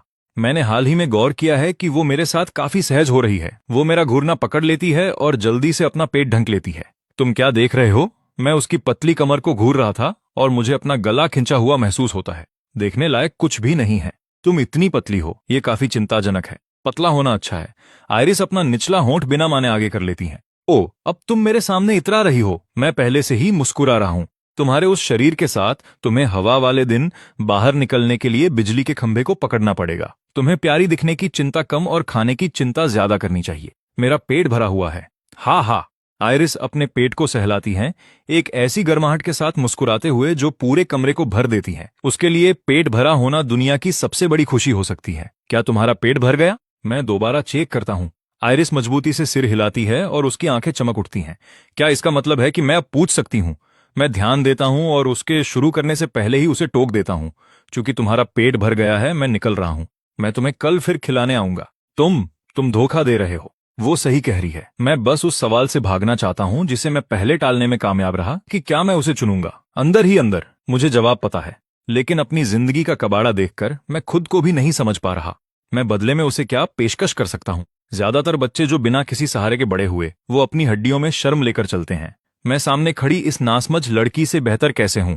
लेकिन मैं इससे इनकार नहीं कर सकता। अभी मेरे अंदर कुछ उग्र हलचल हो रही है। मुझे पैसे चाहिए। मुझे वो आत्मविश्वास चाहिए जो एक इंसान को गर्व से खड़ा होने की ताकत दे और अपनी शर्तों पर जिंदगी जीने की आजादी। लेकिन फिलहाल बस इतना ही है। एक ख्याल आयरिस मेरी धुंधली होती आंखों को देख लेती है। वो अपना मुंह खोलती है और बिना एक शब्द कहे बंद कर लेती है। मैं उसे झटक कर जाने के लिए मुड़ता हूं। क्या तुम नहीं जा सकते? मैं रुकता हूं। सच में मुझे नहीं पता कि उसने मुझसे कितनी बार रुकने के लिए कहा है, लेकिन इस लड़की के लिए जो मुझे छोटी आवारा बिल्ली की याद दिलाती है, मैं हमेशा थोड़ा और सब्र ढूंढ लेता हूं। मैं अपना सिर घुमाता हूं। इस बार क्या है? मैं अपनी आवाज को सामान्य रखता हूं। तुम्हारे पास रहने के लिए कोई जगह नहीं है ना? आयरिस मेरी तरफ देखना चाहती है, लेकिन सिर उठाने की हिम्मत नहीं कर पा रही। तुम्हें कैसे पता चला? मैं काफी देर तक शांत रहता हूं, फिर एक आह भरता हूं जो काफी हद तक हार मान लेने जैसा है। तुम महक रहे हो। आयरिस फुसफुसाती है। तभी मुझे एहसास होता है, कल बारिश में भीगने के बाद से मैंने न तो कपड़े बदले हैं और न नहाया हूं। मैं फिर भी अपनी बात पर कायम रहने की कोशिश करता हूं। शायद मेरी आदत ही थोड़ी बिखरी हुई है। कोई बिखरा हुआ इंसान उस रसोई को इतना चमका नहीं सकता। इसकी बात में दम है। ठीक है, तुम जीती, पर फिर भी यह सही नहीं है। मैंने अपनी बात जारी रखी। क्या तुमने सोचा भी है कि मैं कहां सोऊंगी? मैं तुम्हारे बिस्तर पर तो नहीं सो सकता। अगर मैं जमीन पर चटाई बिछा भी लूं तो आधी रात को जब तुम्हें वॉशरूम जाना हो तो क्या होगा? और क्या तुम वाकई यकीनी तौर पर मुझ पर भरोसा कर सकती हो कि मैं कोई हरकत नहीं करूंगा? मेरी आवाज नरम पड़ गई। मैं जानता हूं तुम क्या कर रही हो। तुम्हें मुझ पर तरस आ रहा है। आयरिस ने ईमानदारी से सिर हिलाया। फिर उसने सिर झुकाकर पूछा, तो क्या इसका मतलब यह है कि तुम मान रहे हो कि तुम्हें मुझसे प्यार है? मेरा गला रुंध गया। मैं अनजाने में पीछे हट गया। यह लड़की बहुत तेजी से आगे बढ़ रही है। मैंने अपनी उंगलियां जोर से माथे पर टिका लीं। मैंने माथा दबाया। मैं इसका सीधा जवाब नहीं देना चाहता था, पर मैंने इसे नकारा भी नहीं। देखो, क्या तुम उन मासूम आंखों से मुझे देखना बंद कर सकती हो और उसी लहजे में ऐसे सवाल पूछना बंद कर सकती हो? जब तुम ऐसा करती हो तो मुझे लगता है कि मैं कोई बुरा इंसान हूं। आयरिस ने नजरें फेर लीं। तो मुझे क्या करना चाहिए? ठीक है, माना। मैं मानता हूं कि तुम खूबसूरत हो, बिल्कुल बेदाग, कभी कभी थोड़ी परेशान करने वाली, पर एकदम सही मायनों में प्यारी। जिस भी लड़के में जरा भी एहसास होगा उसके मन में ख्याल तो आएंगे ही। मैं 2 कदम आगे बढ़ा और झुककर उसकी आंखों में देखा, पर इसीलिए मुझे खुद पर काबू रखना पड़ रहा है। क्या तुम समझ रही हो? मैं समझ गई। आयरिस ने तुरंत सिर हिलाया। फिर उसने सिर झुकाकर पूछा, तो क्या इसका मतलब है कि अगर मुझे तुमसे पहले प्यार हो जाए तो तुम्हें और कोई पछतावा नहीं होगा? मेरा दिमाग सुन्न पड़ गया और फिर मेरे स्तब्ध खड़े रहने के दौरान कुछ नरम और कोमल मेरे गाल से आ लगा। जब तक मुझे होश आया मैंने उसे अपना चेहरा तेजी से पीछे खींचते देखा, जो देखते ही देखते लाल हो रहा था। पर उसने खुद को संभाला और हट के साथ मुझे देखने लगी, जैसे वह जवाब मांग रही हो। मैंने बिना सोचे अपने गाल को छुआ, फिर मैं उछल कर खड़ा हो गया। रुको, तुम क्या कर रही हो? क्या तुम्हें पता भी है तुमने क्या किया? मेरे पास इन भावनाओं को संभालने की जगह नहीं है। मैं जानता हूं मैं धीमा हूं, मैं बहुत सी चीजों को लेकर उलझन में रहता हूं और मैं वाकई नहीं जानता कि किसी को पसंद करना कैसे काम करता है। आयरिस हर शब्द पर लड़खड़ाई, पर वह जो कह रही थी उसका मतलब जानती थी। पर मुझे इसका यकीन है, मैं तुम्हें पसंद करने की पूरी कोशिश करूंगा। मैं यह एहसास अपने भविष्य के खुद से उधार ले रहा हूं। हाँ, भविष्य से उधार, वो भावनाएं जो मुझे तुम्हारे लिए होंगी। तो तुम्हें पहले चूम लेना ठीक रहेगा, है ना? जैसे ही ये शब्द निकले उसकी हिम्मत जवाब दे गई। उसने तेजी से अपना चेहरा छिपा लिया। मैं पूरी तरह से हक्का बक्का रह गया। मेरा दिमाग जैसे गर्म हो गया। काफी देर की खामोशी के बाद मैंने किसी तरह एक वाक्य कहा, क्या तुम ऐसा कर सकती हो? हाँ, तुम कर सकती हो। आयरिस ने पूरे भरोसे के साथ सिर हिलाया। मैंने तुम्हारा फोन उधार लिया है। जब मेरे पास पैसे होंगे तो मैं उसे चुका दूंगी। तो खुद से ही थोड़ा सा प्यार उधार लेना, यह गलत कैसे हो सकता है? अंत में मैं खुद ही अपनी बिछाई जाल में फंस गया। यह किसी बुमरैंग की तरह मेरे सिर के पीछे लगा। मैंने आखिरकार खुद को संभाला और बीच में बोला, रुको, तर्क ऐसे काम नहीं करता। भविष्य भावनाएं कौन उधार लेता है? मॉर्टगेज यानी गिरवी होता है। आयरिस ने धीरे से कहा, और इसके अलावा अगर तुम खुद से ही उधार लेते हो तो तुम्हें कभी उसे चुकाना नहीं पड़ता। अपनी चालाकी मुझ पर इस्तेमाल करना बंद करो, वरना मैं इसे किसी और पर इस्तेमाल करूंगी। आयरिस ने बिना किसी चेतावनी के सिर झुकाया। नहीं, इससे पहले कि मैं रुक पाता मेरे मुंह से शब्द निकल गया। मुझे तुरंत पछतावा हुआ। मेरा मन हुआ कि मैं खुद को थप्पड़ मार लूं। आयरिस खिलखिलाकर हंस पड़ी। साफ है कि यह पूरी बात पहले से सोची हुई थी। अचानक उसे अब वो गन से कोई फर्क नहीं पड़ता दिख रहा था। मैंने सख्त चेहरा बनाने का नाटक किया। तुम्हें यह सब किसने सिखाया? दादी ने ली। आयरिस ने अपने कंधे सिकोड़ लिए। खैर, एक बार जब तुम किसी को पकड़ लेते हो तो उसके होठों पर हक तुम्हारा हो जाता है। जब वह बुदबुदा ही रही थी, मुझे पीछे से एक धक्का महसूस हुआ। वह किसी तरह मेरी पीठ के पीछे आ गई और पूरी ताकत से मुझे धकेल रही थी। जाकर नहाओ, बुरी बदबू आना अच्छी बात नहीं है।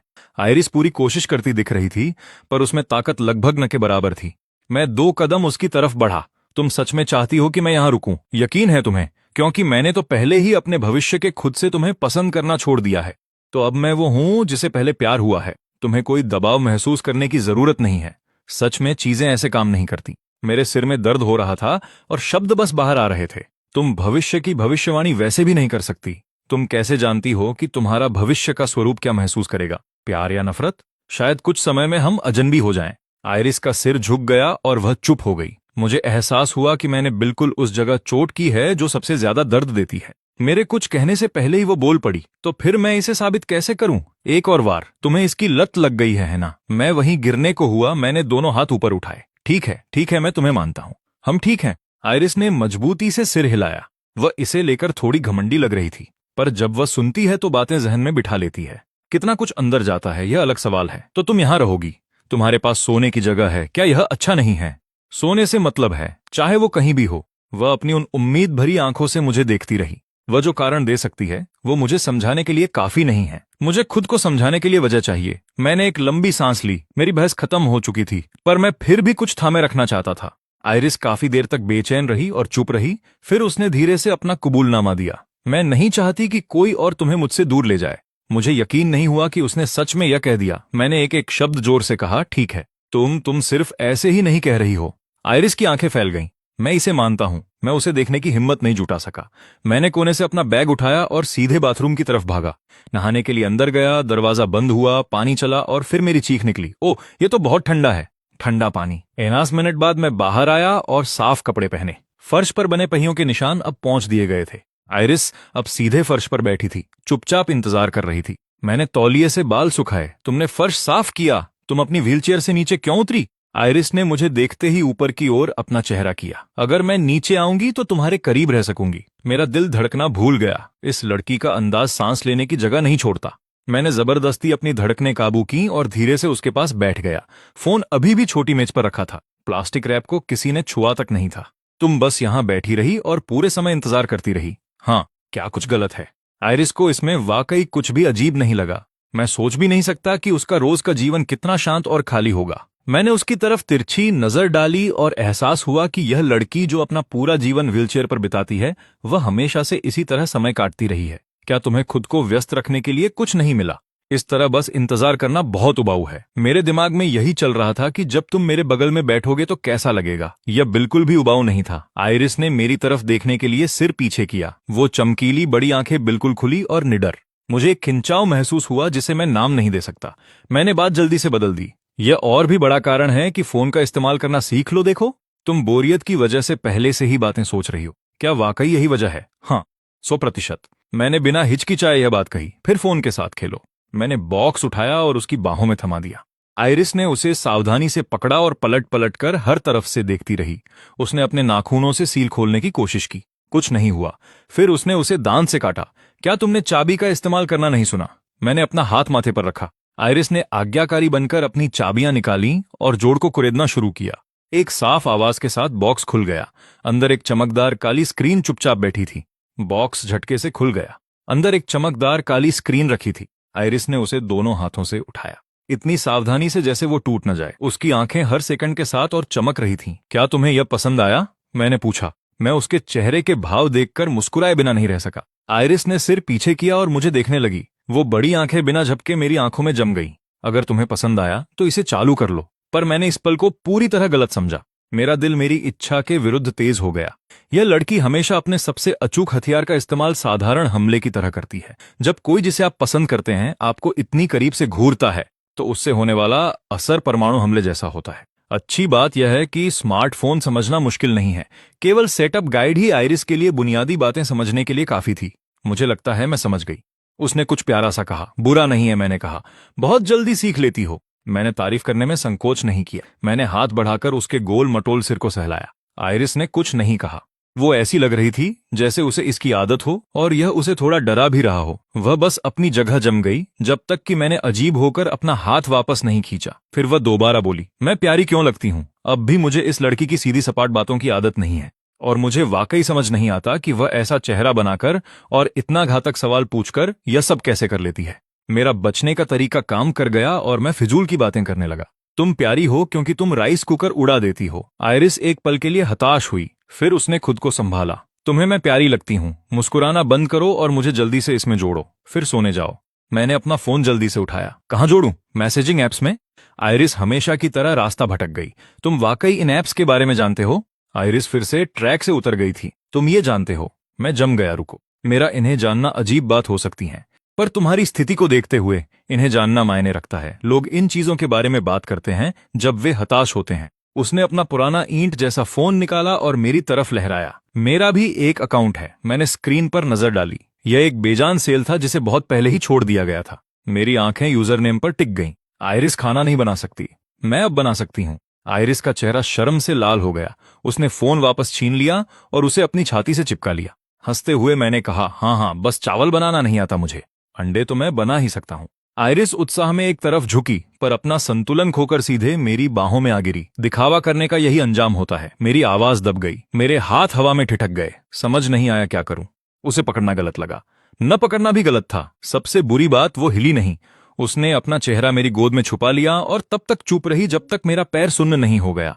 आखिरकार मेरा सब्र जवाब दे गया। कितनी देर ऐसे रहने का इरादा है? मुझे सोना है तो जाओ, अपने कमरे में सो जाओ। मेरा गला सूख गया था। मेरी आवाज बदल गई। मुझ में हिम्मत नहीं थी। मुझे वापस ले चलो प्लीज। वो बुदबुदाई, खुद वापस जाओ, चलो उठो। मैंने सख्ती दिखाने की कोशिश की। शायद मैं ही सोच रहा हूं, पर वो वाकई मुझ पर अपनी मासूमियत का जादू चला रही थी। ठीक है, तो मैं यहीं सोऊंगा। अपनी मजबूरी का फायदा उठाना बंद करो। मैं इसका थोड़ा सा भी बोझ नहीं उठा सकता। छोड़ो, वो झेल सकती है या नहीं। अगर मैं और देर बैठा तो कल मेरा पैर बेकार हो जाएगा। तुम जीत गई, मैंने फिर से दांत पीस कर कहा।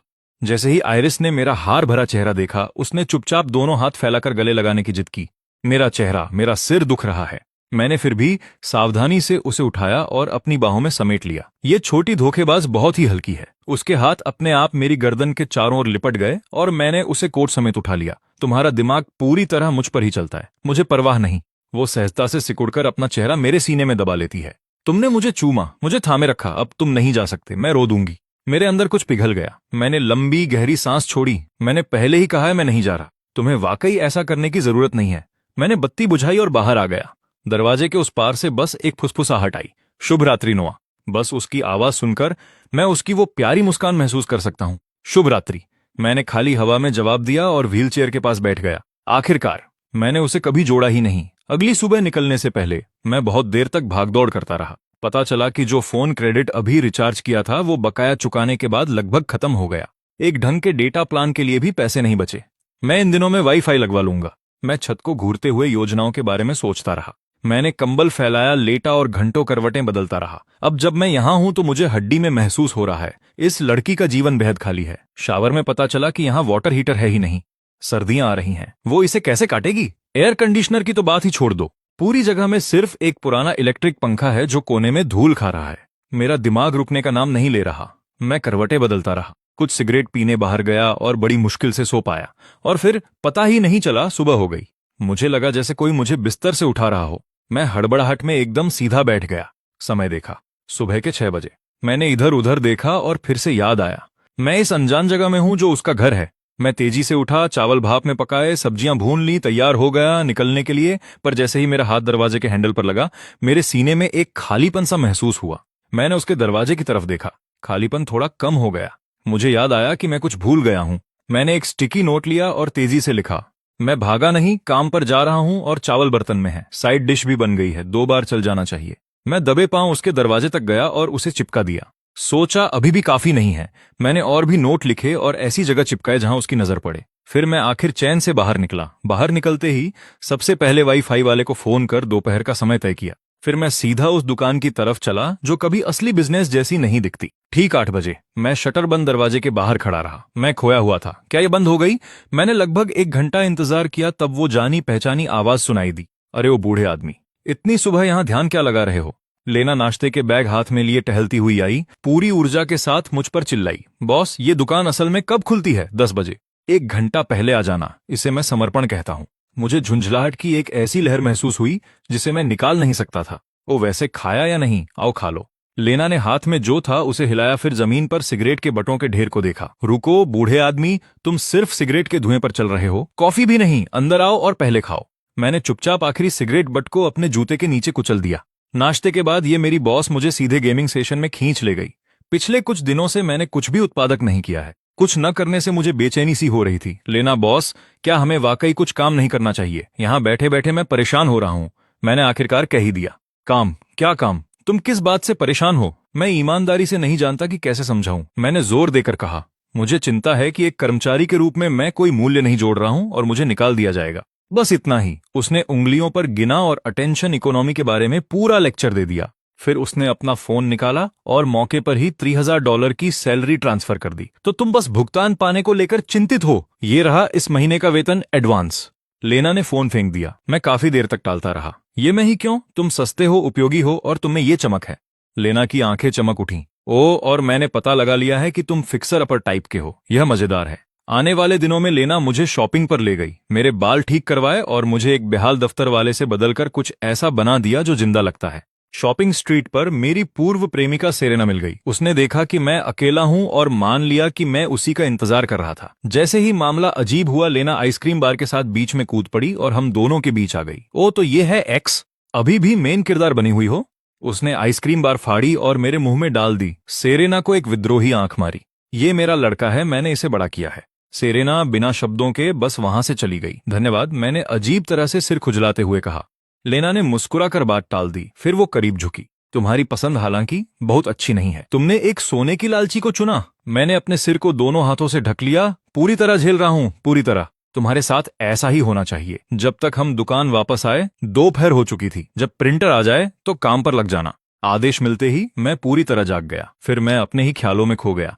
पता नहीं आयरिस घर पर ठीक से खा रही है या नहीं। क्या होगा अगर वो बेचैन होकर अकेले बाहर निकल आए? क्या होगा अगर मैं देर से लौटूं और वो सोचे कि मैं फिर छोड़ गया?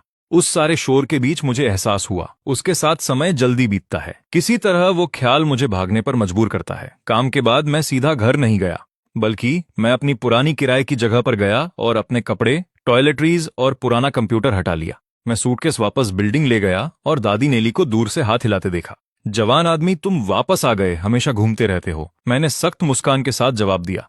जब भी मैं उस बुजुर्ग महिला को देखता हूं, मुझे बेचैनी होती है। मैं प्रवेश द्वार तक पहुंचा और जम गया। एक जाना पहचाना गोल सिर सीढ़ियों के दरवाजे से झांक रहा था। फिर लुका छिपी खेलते बच्चे की तरह अंदर चला गया। मैंने ध्यान न देने का नाटक किया और लिफ्ट की ओर सामान्य रूप से चलने लगा। कोने से मुड़ते ही एक छोटा हाथ बाहर निकला और मेरे हाथ के पीछे पकड़ लिया। तुम यहाँ नीचे कैसे आए? मैंने हैरान होने का नाटक किया।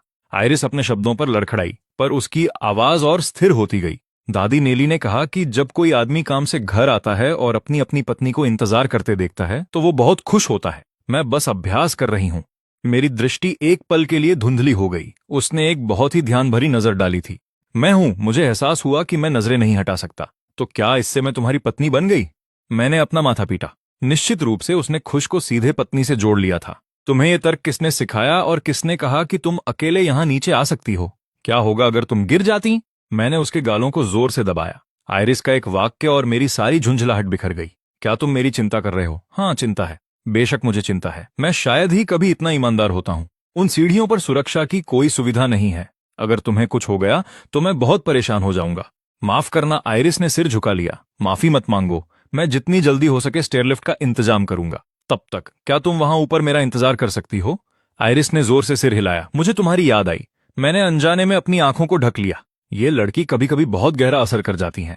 वो भावनाओं को न समझने की बात करती है, फिर सीधे वही निशाना लगाती है जहां दर्द होता है। मुझे भी तुम्हारी याद आई, मैंने जितनी हल्की हो सके उतनी आवाज में कहा। यहां तक कि मैं भी थोड़ा हैरान हूं। वाकई। आयरिस की आंखें चमक उठी। चलो ऊपर चलते हैं, तुम्हें ठीक से खाना चाहिए। मेरी हिम्मत पूरी तरह खत्म हो गई है। मैंने फिर विषय बदल दिया। मैंने किया। आयरिस का पेट थोड़ा भरा हुआ संतुष्ट था। मैं उसे लिफ्ट की ओर ले गया। मेरा दिमाग भटक रहा था। बाद में वाईफाई वाले को कॉल करना होगा, पर इससे पहले कि मैं ये विचार पूरा करता, आयरिस की आवाज लिफ्ट में भर गई। क्या अब हम एक कपल हैं? मेरे कनपटी पर दर्द हुआ। जवाब देने की इच्छा गले में अटक गई और बाहर निकला। मुझे नहीं पता कपल कैसा दिखना चाहिए।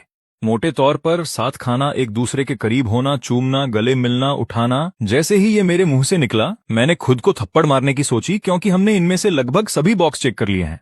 आयरिस को बहुत आत्मविश्वास में देखकर मैंने जल्दी से बात काटी। सबसे जरूरी बात यह है कि आप वास्तव में एक दूसरे को पसंद करते हैं। आयरिस का उत्साह कम हो गया। तो तुम मुझे पसंद करना कब शुरू करोगे? क्या हम उन सवालों पर टिके रह सकते हैं जिनका मैं जवाब दे सकूं? इसके अलावा तुम खुद ही इसे नहीं समझ पा रही हो, तो मुझसे पूछने की हिम्मत कहां से आई? लिफ्ट से निकलने के बाद आयरिस ने खुद को संभाला और मजबूती से कहा, मैं रुक सकती हूं। तुम्हें क्या लगता है ये क्या है? कोई बाय नाउ पे लेटर ऐप। खुद अपनी आदत सुधारो, अंदर जाओ। मैं राशन लेने जा रहा हूं। मैंने ये कहकर दरवाजा बंद कर दिया। मेरा चेहरा जल रहा है, मेरे हाथ कांप रहे हैं। ये सब कहां गलत हो गया?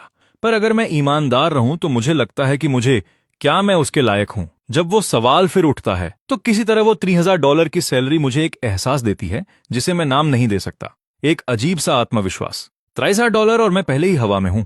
किसी तरह वो सैलरी जो मुझे मिली मुझे एक ऐसा एहसास देती है जिसे मैं समझा नहीं सकता। $3000 और मैं पहले ही उड़ रहा हूं। फिर भी मैं महीने में कुछ हजार कमाता था और तब भी डेटिंग ठीक चल रही थी। छोड़ो, जितना मैं सोचता हूं उतना घुटन महसूस करता हूं। मैंने पूरी तरह रुख पलट लिया। ज्यादा सोचना बंद। हम पहले ही चुंबन ले चुके हैं, पहले ही एक दूसरे को थाम चुके हैं। ये आधिकारिक जैसा ही है। क्या मैं वाकई उसे अब जाने दूं? अगर मुझे डूबना ही है तो डूबूंगा। इस जीवन को वास्तव में कैसे काम में लाया जाए, इस पर सोचना बेहतर है। बातें पहले ही हाथ से निकल चुकी हैं। मैं जब चाहूं पीछे नहीं हट सकता। और इसके अलावा वही थी जिसने ये सब करने की हिम्मत जुटाई। अगर मैं पीछे हटता रहा तो मैं क्या कहलाऊंगा? राशन लेने के रास्ते में मैंने वाईफाई वाले को पहले ही कॉल कर दिया था।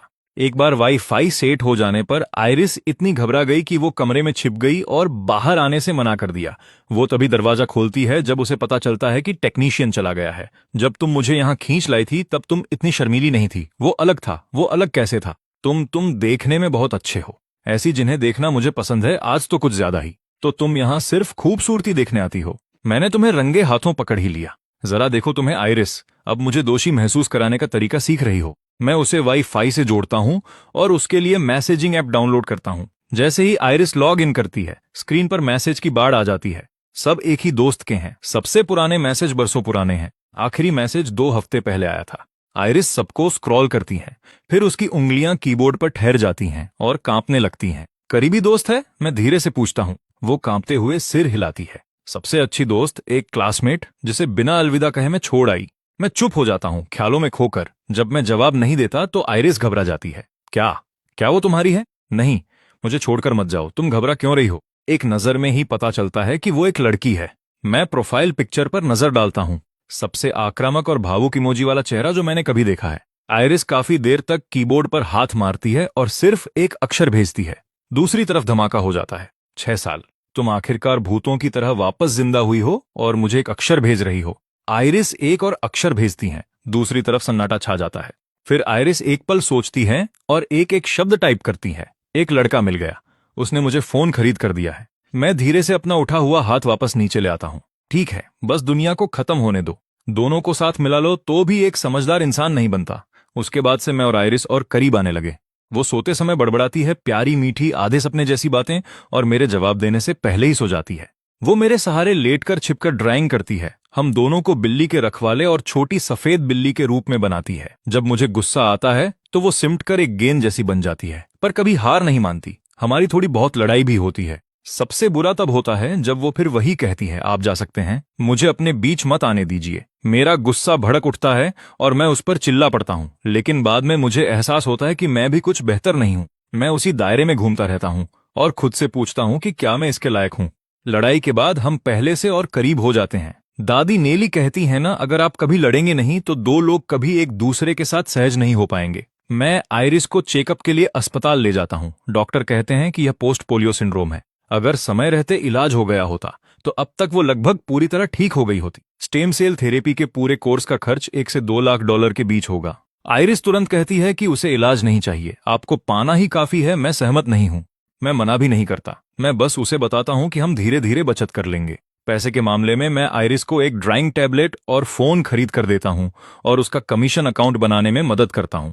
जैसे ही वो अपने काम का नमूना पोस्ट करती है, कोई संपर्क करता है, सिर्फ एक नमूना पोस्ट करने से ही उसे अपना पहला काम मिल गया। यह एक संघर्षरत लेखक की तरफ से है जिसे किरदारों के चित्र चाहिए थे। $50 प्रति चित्र बहुत नहीं, लेकिन आइरिस के लिए ये उसके जीवन में पहली बार है कि उसने खुद पैसे कमाए हैं। जैसे ही पैसे खाते में आते हैं, ऐसा लगता है जैसे वो खुशी के मारे उड़ जाएगी। नोआ, मैंने पैसे कमाए। वो फोन मेरे चेहरे के सामने लाती है। स्क्रीन पर $40 चमक रहे हैं। अद्भुत। मैं उसके बाल सहलाता हूं। आइरिस पागलों की तरह मुस्कुराती है। क्या मुझे किसी और तरह की तारीफ मिल सकती है? किस तरह की? मैं अनजान बनने का नाटक करता हूं। मैं सुनना चाहती हूं कि बिब्स कहे कि मैंने बहुत अच्छा किया। मैं लगभग अपना आपा खोने ही वाला था, लेकिन फिर भी मैं ये कह ही देता हूं, मेरे कान जल रहे हैं। तुमने कमाल कर दिया बिब। आइरिस की आंखें धीरे से फैल जाती हैं। फिर वो मेरी बाहों में समा जाती हैं और प्यार से गुनगुनाती है, ये इसलिए है क्योंकि आप इसमें इतने अच्छे हैं बेब। आपने मुझे सही रास्ता ढूंढने में मदद की। शुक्रिया। मैं भी खाली नहीं बैठी हूं। लीना मुझे एक खाली पुतला देती है और मुझे ख्याल आता है, मैं सॉफ्ट विनाइल को आर्टिकुलेटेड फिगर में बदल सकता हूं और उसके इर्द गिर्द कंटेंट बना सकता हूं। मैं अपने पुराने कॉलेज रूममेट कोल को उसके हार्डवेयर स्टोर पर ढूंढता हूं और पुट्टी फिलर, स्प्रे पेंट और एक्रिलिक पेंट का स्टॉक ले आता हूं। मैं एक पुराना कंप्यूटर भी घर ले आता हूं। आइरिस के पास फिगर बनाने की चौंकाने वाली स्वाभाविक प्रतिभा है। आधे घंटे से कम समय में वो कई तकनीकी समस्याओं को सुलझा लेती है जिनसे मैं परेशान था और वाटर कलर पेन से फिगर को रंग देती है। क्या यह ठीक है? वो घबराकर मेरी तरफ देखती हैं, मेरी उम्मीद से कहीं बढ़कर। मैं उसे अपने करीब खींच लेता हूं। वह जो ड्राइंग मेरे बाहों में बना रही है उसमें उनकी रोजमर्रा की जिंदगी दिखती है। एक गोल सिर वाली छोटी सफेद बिल्ली बिल्ली के रखवाले पर लदी हुई है। रखवाला चिढ़ने का दिखावा कर रहा है, लेकिन अंदर ही अंदर मुस्कुरा रहा है। वो अपने अकाउंट का नाम रखती है छत पर गर्मी और पतझड़। गर्मी मैं हूं, पतझड़ वो है। उसने अपने दोनों नाम इसमें लिख दिए हैं। अपने कमरे की टूटी तारा नक्शे वाली दीवार पर उसने सितारों की नदी में आजादी से बहती एक मछली और जमीन पर फंसे एक केकड़े को रंगा है। उस नदी में कूदने की कोशिश में सब कुछ दांव पर लगाकर उसने खुद को केकड़े के रूप में रंगा है जो आजादी का भूखा है लेकिन फंसा हुआ है। जैसे ही ये सब समझ में आता है, मेरा गला सूख जाता है और दर्द होने लगता है। आपको क्या दिखता है? उसकी आवाज मेरी सुनी हुई सबसे शांत आवाज है। एक मछली, एक केकड़ा, सितारों की एक नदी और कुछ सितारे, ज्यादा नहीं लेकिन बहुत चमकदार। वो मुस्कुराती हैं, जैसे कुछ जमा हुआ आखिरकार पिघल गया हो, जैसे लंबी सर्दियों के बाद जिंदगी वापस आ गई हो। नोआ, मुझे लगता है कि मुझे तुम वाकई पसंद हो। मुझे भी, मैं आधे होश में जवाब देता हूं। फिर वो मेरी बाहों में सो जाती हैं। मैं एक पल के लिए हिचकिचाता हूं, फिर मैं खुद को रोक नहीं पाता। मैं उसके चेहरे से बाल हटाता हूं और उसके माथे पर धीरे से अपने होंठ रखता हूं। फिर सावधानी से उसके नीचे से अपना हाथ निकालता हूं और धीरे से दरवाजा बंद कर देता हूं। दिन गुजरते जाते हैं। आइरिस को और अधिक कमीशन मिलते हैं। वो एनिमेटेड इमोजी स्टिकर बनाना शुरू करती है। हमारी कहानी को एक सीरीज में बदल देती हैं। बिल्ली के रखवाले और छोटी सफेद बिल्ली की रोजमर्रा की जिंदगी। मैं अपने कंटेंट चैनल पर काम करता रहता हूं। अपना फिगर बनाने का प्रोसेस फिल्म करता हूं, उसे छोटे वीडियो में काटता हूं। नंबर भले ही कम है, पर मैंने शुरुआत तो की है। फिर एक दिन लीना अचानक मुझे बुलाती है, कहती है कि जरूरी है। जब मैं आइरिस को अलविदा कहता हूं तो वो हमेशा की तरह दरवाजे के फ्रेम पर झुककर पूछती है, तुम वापस आओगे ना? अगर तुम इतनी डरी हुई हो तो मैं भागूंगा, मैं यहीं रहूंगा। मैं मुस्कुराते हुए उसे अपना फोन दिखाता हूँ। जाओ अंदर जाओ, जल्दी घर आऊंगा। दुकान पर लीना एक रहस्यमयी लुक अपनाती है और मुझे बताती है कि उसने मुझे एक असली खिलाड़ी बनाने का फैसला किया है, सिर्फ फिगर बनाने और वीडियो फिल्म करने तक ही नहीं, बल्कि पैसों के बारे में सोचने का पूरा तरीका बदलने के लिए। तुम्हारा लक्ष्य क्या है? ऐसा लक्ष्य जहां मैं आराम से रह सकूं। ऐसे लक्ष्य के साथ तुम पूरी जिंदगी आराम के इंतजार में बिता दोगे।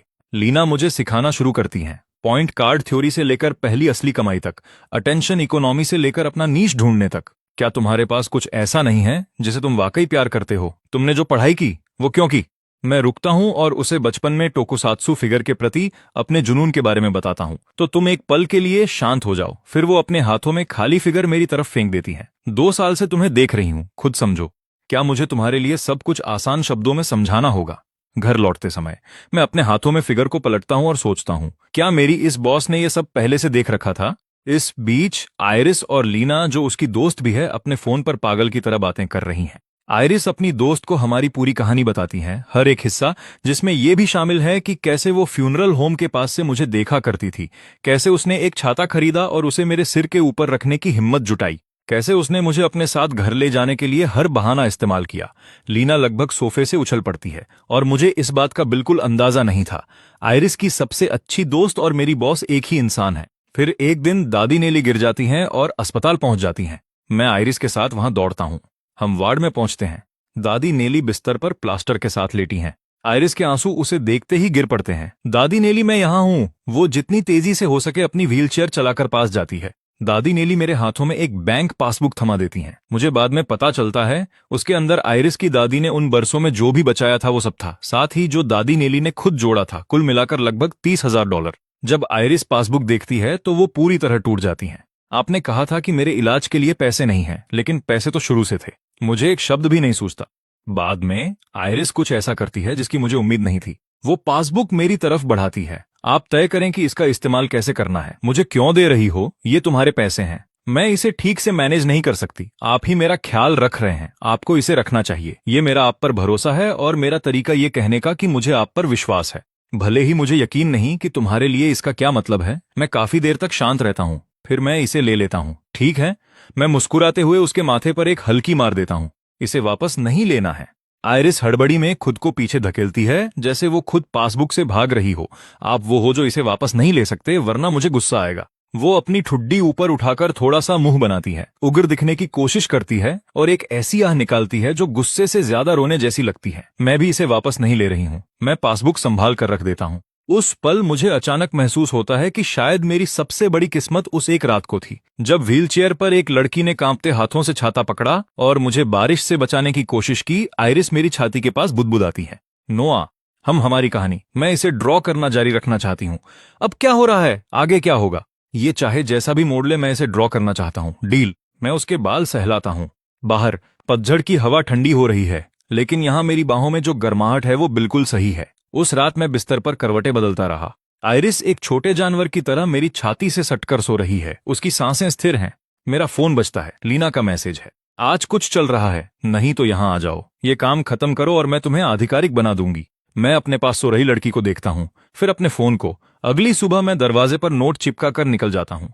आयरिस दरवाजे के फ्रेम पर झुककर प्यार से मुझे पुकारती है, बेब जल्दी घर आना। मैं बिना पीछे देखे चल देता हूँ, लेकिन मेरी मुस्कान मेरे कानों तक पहुंच रही है।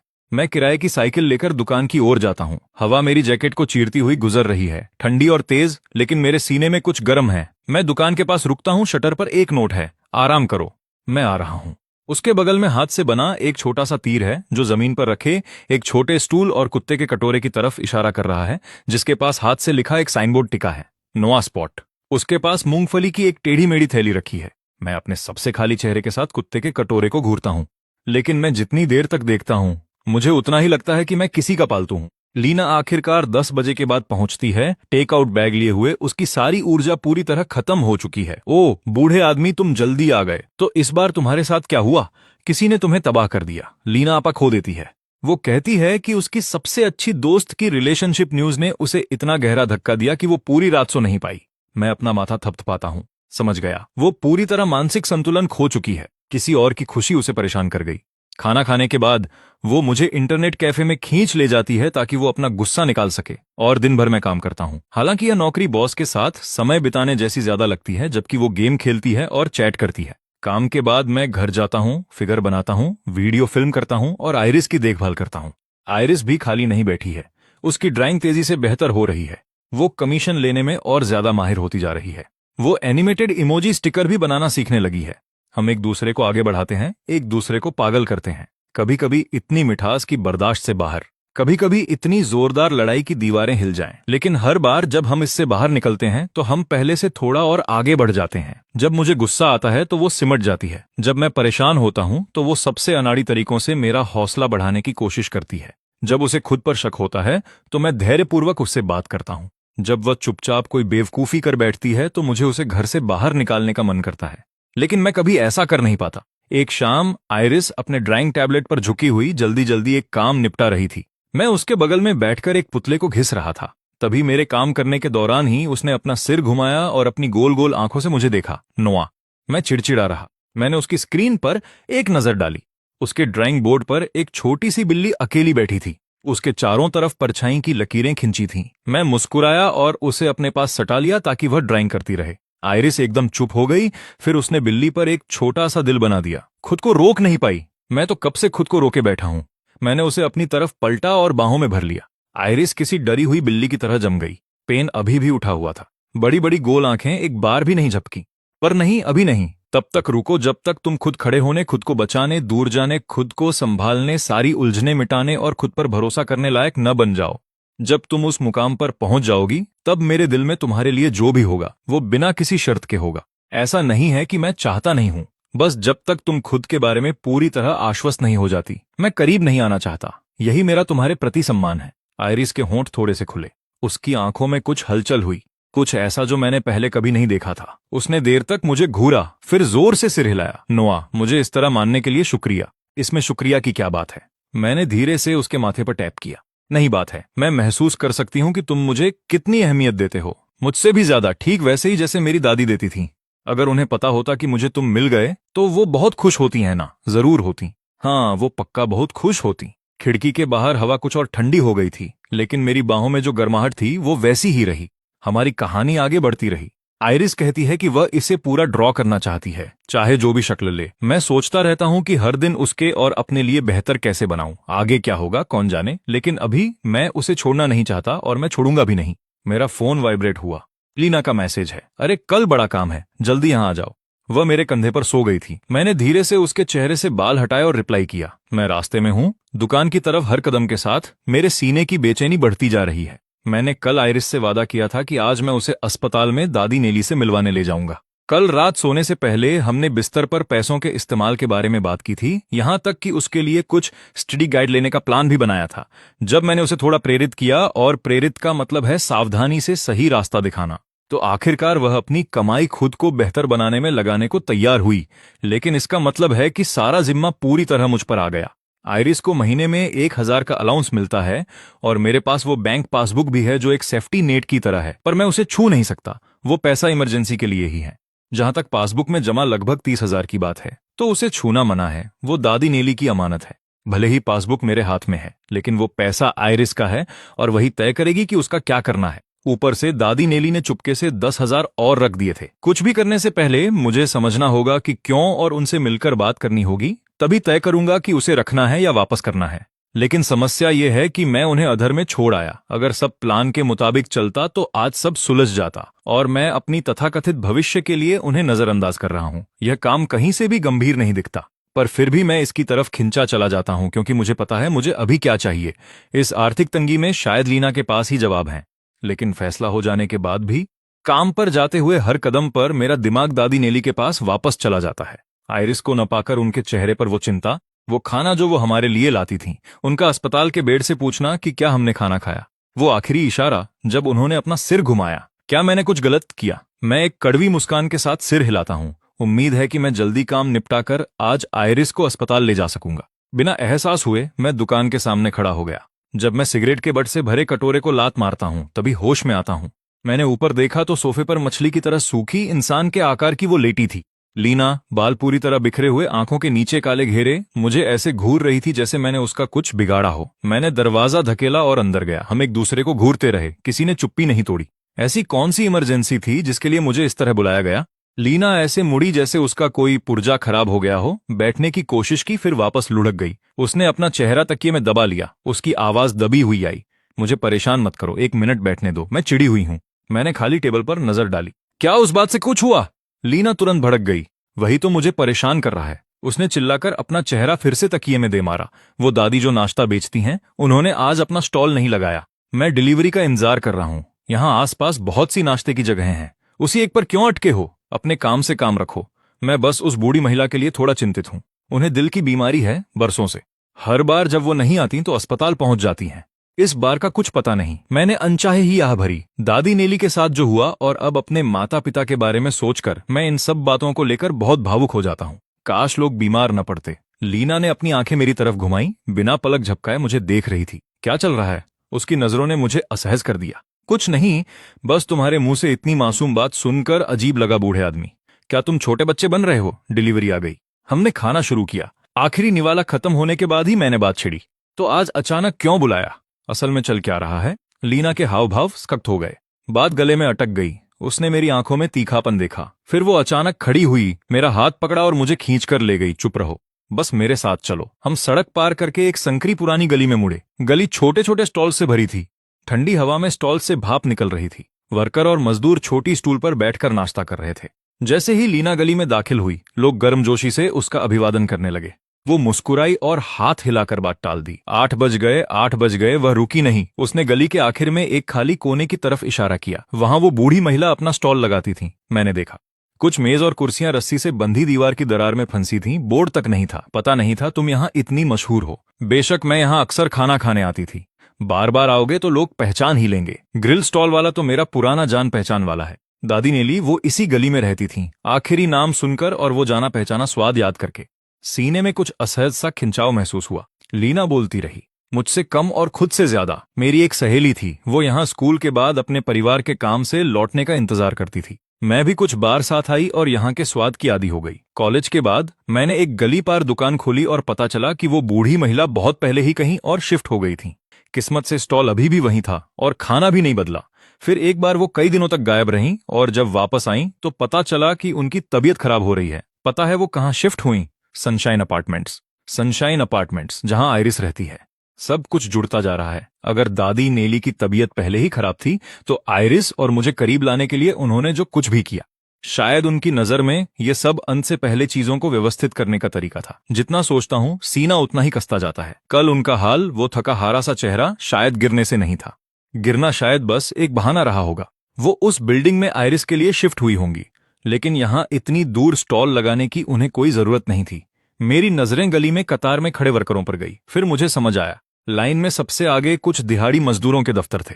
वर्कर वहां बेसब्री से इंतजार कर रहे थे कि कोई उन्हें काम दे दे। मेरे पिता भी उसी लाइन में खड़े होते थे, वो भी उनमें से एक थे। वो बूढ़ी महिला यहां तक आने की मेहनत इसलिए करती थी क्योंकि वो इन लोगों को छोड़कर जाना नहीं चाहती थी। हम आगे बढ़ते गए, गलियों के और मोड़ मुड़ते हुए। लीना एक छोटी तेल निकालने वाली दुकान के सामने रुकी। एक बूढ़ा आदमी कमर झुकाकर पहिया घुमा रहा था। गर्दन पर रखे तौलिए से पसीना टपककर जमीन पर गिर रहा था। लीना ने पुराने दोस्त की तरह अभिवादन किया और पैसे देने का समय तय किया। बूढ़े आदमी ने ऐसी कीमत बताई जो बहुत कम थी। लीना फिर भी खुश नहीं थी और बेझिझक नई कीमतें बनाने लगी। 150 जमा 15, ये हुए 335। उसने 300 से ज्यादा थमाया और चल दी। मैं हैरान होकर देखता रह गया। फिर वो भारी बोरा कंधे पर लादा और चल पड़ा। ये चीज आइरिस से भी 70 पाउंड भारी होगी। वापस आते समय लीना एक कन्वीनियंस स्टोर में घुसी और धीरे से बुदबुदाती हुई बाहर आई। अविश्वसनीय, उस महिला ने कैलकुलेटर खरीद लिया। मैं अपनी सिगरेट पर लगभग दम घुट बैठा। तो इसीलिए उसने मुझे सड़क से उठाया था। मुझे लगता है मुझे समझ आ गया। वह शायद हर उस इंसान के लिए ऐसा करती है जो उसे जरूरत में दिखता है। बॉस, आपने कितनी बार मनमर्जी से ऐसा किया है? चुप रहो, ये बस एक सनक है, आवारा बिल्लियों को खाना खिलाने जैसा। तुम करोगी पर मानोगी नहीं, है ना? अब ये सामान दुकान तक ले जाओ और मेरी नजर से दूर हो जाओ। आज के लिए बहुत हो गया। दुकान पर वापस। लीना ने सोफे की तरफ इशारा किया। ये करो और मैं तुम्हें ऑफिशियल बना दूंगी। अचानक बोझा उठाना सार्थक लगने लगा। 2 घंटे की मेहनत के बाद मैंने वो बेस फिगर बना लिया जिसकी उसे जरूरत थी। लीना ने नया बना फिगर उठाया। चेहरा चमक उठा। चलो इसे ऑफिशियल करते हैं। क्या चाहिए तुम्हें? 607? 8? उसकी आंखें चमक उठीं। उसने आखिर में 4 पर फैसला किया। बुरा नहीं है, महीने के 1000 और जुड़ने का मतलब है कि आयरिस और मैं पेट भर खाना खा सकेंगे।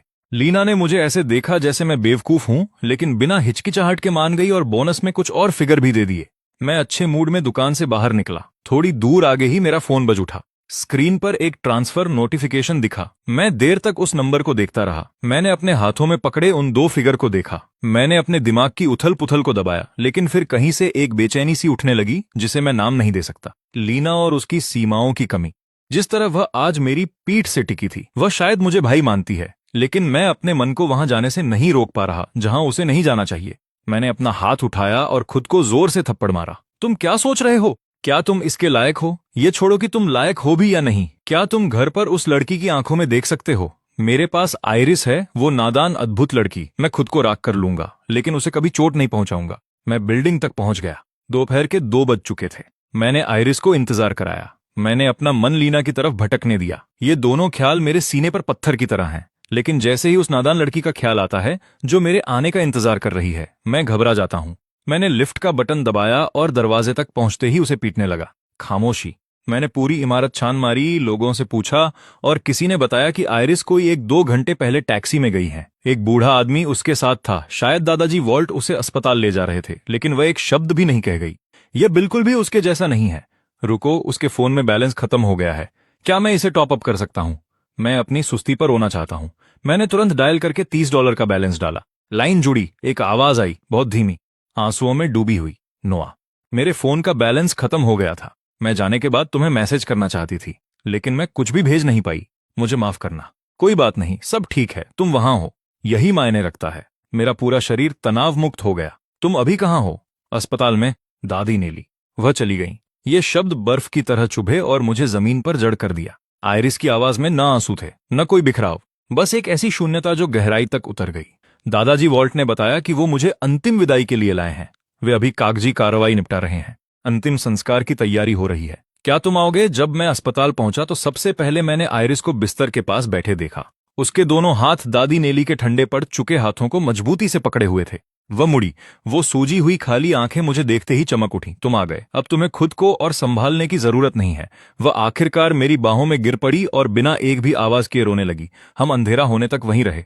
हमने दादाजी वॉल्ट को विदा किया और अस्थि कलश लेकर शवदाह से बाहर निकले। तभी आइरिस थोड़ी संभल पाई, बस थोड़ी सी। पर उसने जो अगला सवाल पूछा, उसने कमरे की हवा ही छीन ली। जो लोग मेरे लिए अच्छे हैं, जो मुझे पसंद करते हैं, वे सब चले जाते हैं। क्या तुम भी मुझे एक दिन छोड़ दोगे? मैं तुरंत जवाब देना चाहता था, पर किसी चीज ने शब्दों को रोक दिया। मैंने मजाक में बात टालने की कोशिश की। कोई भी हमेशा के लिए नहीं जीता। मैं तुमसे बहुत बड़ा हूं। तुम जैसे भी हिसाब लगा लो, मुझे ही पहले जाना है। ऐसा सोचना बंद करो। मैंने अपनी बात बीच में काटी। व्हीलचेयर पकड़ी और चलने लगा। मैं तुम्हें समुद्र के पास ले जा रहा हूं। हम उत्तर की ओर बढ़े। हवा तेज हो गई। आइरिस व्हीलचेयर में दुबक गई। उसका शरीर हल्का हल्का कांप रहा था। मैंने अपनी जैकेट उसके सिर पर डाल दी। उसने इसे वापस देने की कोशिश की। मैंने उसे रोक दिया। इसे रखो। तुम्हारे अंदर क्या चल रहा है मैं यह तो नहीं बदल सकता, पर कम से कम अपने शरीर का ख्याल तो रखो। हम लाइट हाउस के पास वाले पुल पर पहुंच गए। मैंने व्हीलचेयर को समुद्र की ओर मोड़ दिया। आइरिस ने अस्थि कलश खोला और राख को मुट्ठी मुट्ठी भरकर पानी में बहाने लगी। उसके हाथ खेत में बीज बोने की तरह तेजी से चल रहे थे। क्या तुम कुछ बचा नहीं रही हो? मैं बस यह नहीं चाहती कि दादी अब मेरे लिए चिंतित हों। अंत में उसने एक छोटी सी चुटकी बचा ली। बाद में मैं उसे उठाकर समुद्र तट पर लाया, उसे थामे रखा और उसके नन्हे पैरों को पानी छूने दिया। मैं खड़ा हूं, मैं वाकई खड़ा हूं। आइरिस की आंखें फैल गईं। तो ऐसा महसूस होता है मेरी लंबाई बस तुम्हारी गर्दन के नीचे तक है। उस पल मैंने साफ देखा कि वह अभी भी कितनी मोहक लग रही थी। वो सारी शांत दुविधा उसके अंदर थी। शायद यह तब तक पूरी तरह न जाए जब तक वह सच में अपने पैरों पर खड़ी न हो जाए। चांदनी में हम दोनों एक दूसरे पर झुकते हुए 2 आकृतियों की तरह खड़े थे, काफी देर तक खामोश। मैं पानी में जाना चाहती हूं। मुझे एक एक कदम अंदर ले चलोगी। मैंने उसे संभाला, आधा उठाकर उसके वजन के हल्के खिंचाव का अनुसरण करते हुए, एक एक कदम करके। उन चंद कदमों में हमारे बीच जो भी अदृश्य दूरी थी वो तेजी से पिघल गई। पानी के किनारे पर आइरिस ने पूरी कोशिश की। ठंड ने उसे एक ही झटके में जकड़ लिया। वह सिहरी, फिर हंस पड़ी। नोआ, मैं थोड़ा और अंदर जाना चाहती हूं। अब ठंड नहीं लग रही है ना? मैंने उसकी पैंट खींची, प्रभावित हुए बिना, पर हम अंदर गए। एक कदम, फिर दूसरा, यहां तक कि पानी उसके घुटनों तक पहुंच गया। क्या तुम मुझे छोड़ दोगे? नहीं। क्या तुम मुझे छोड़ दोगे? नहीं। अगर कोई और बेहतर आ जाए तो? नहीं। अगर वह बहुत खूबसूरत हो, तुम्हारी मदद करे? लंबी हो, तुम्हारे प्रति वाकई दयालु हो और उसके पास बहुत पैसा हो। अगर कोई ऐसी मौजूद भी हो तो वो मेरी तरफ क्यों देखेगी? आइरिस की आंखों की चमक कम हो गई, मेरी मुस्कान सख्त हो गई। फिर मुझे ख्याल आया, शायद ऐसी कोई हो भी सकती है। बिल्कुल नहीं। आइरिस एक पल के लिए चुप रही, फिर बिना किसी चेतावनी के उसने दोनों हाथ मेरी छाती पर मारे। इससे पहले कि मैं संभल पाता, मैं पीछे गिर गया। दोनों बाहें सहजी उसे जकड़ बैठी। हम साथ में अंदर गिर गए। बर्फ जैसा ठंडा पानी अचानक आया और हमें खींच ले गया। आंखें बंद होने से पहले के उस सेकंड में उसके चुंबन ने मुझे ढूंढ लिया, अनाड़ी और पूरी तरह इरादतन, और मुझे पानी में ऐसे खींचा जैसे समुद्र कभी न कर पाता। जब फेफड़ों से आखिरी हवा भी खत्म हो गई और लहर पीछे हटी तो मैं खांसता हुआ मुड़ा। मैंने आइरिस को खींचने के लिए हाथ पांव मारे। मुझे लगता है मुझे इसकी लत लग गई है। क्या हम फिर से कर सकते हैं? तुम पागल हो गई हो, चलो घर चलें। घर वापस आकर हमने बारी बारी से नहाया। आइरिस मेरी शर्ट में मुंह छिपाकर दुबक गई, ऐसे मुस्कुरा रही थी जैसे कुछ हुआ ही न हो।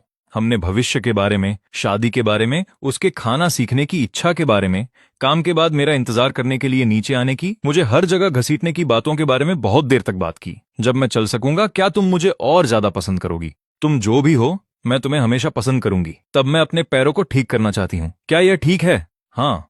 दिन बीतते रहे। आइरिस को और काम मिलने लगे। मैं व्यस्त रहने लगा। फिर एक दिन लीना मुझे एक एनीमे कन्वेंशन में खींच ले गई।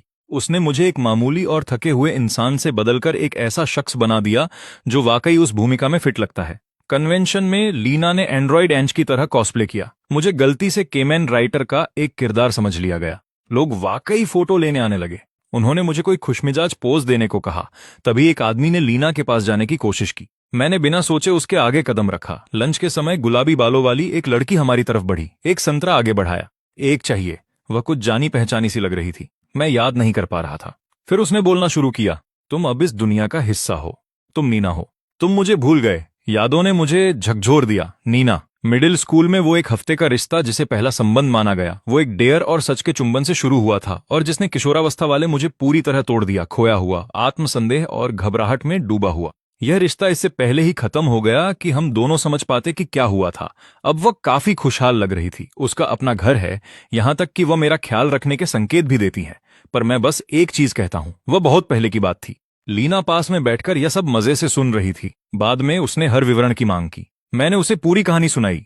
उसने सुना, फिर कहा, तुम कभी असली पैसे इसलिए नहीं कमाते क्योंकि तुम काफी क्रूर नहीं हो। जो लोग वाकई अपनी जगह बनाते हैं उन्हें दबाया जाता है। तो क्रूरता से तुम्हारा मतलब है मेरा व्यक्तित्व। इस व्यक्तित्व के साथ तुम किसी से बदला नहीं ले पाओगे। जो करने की सोचो उसे करो, यही असली खेल है।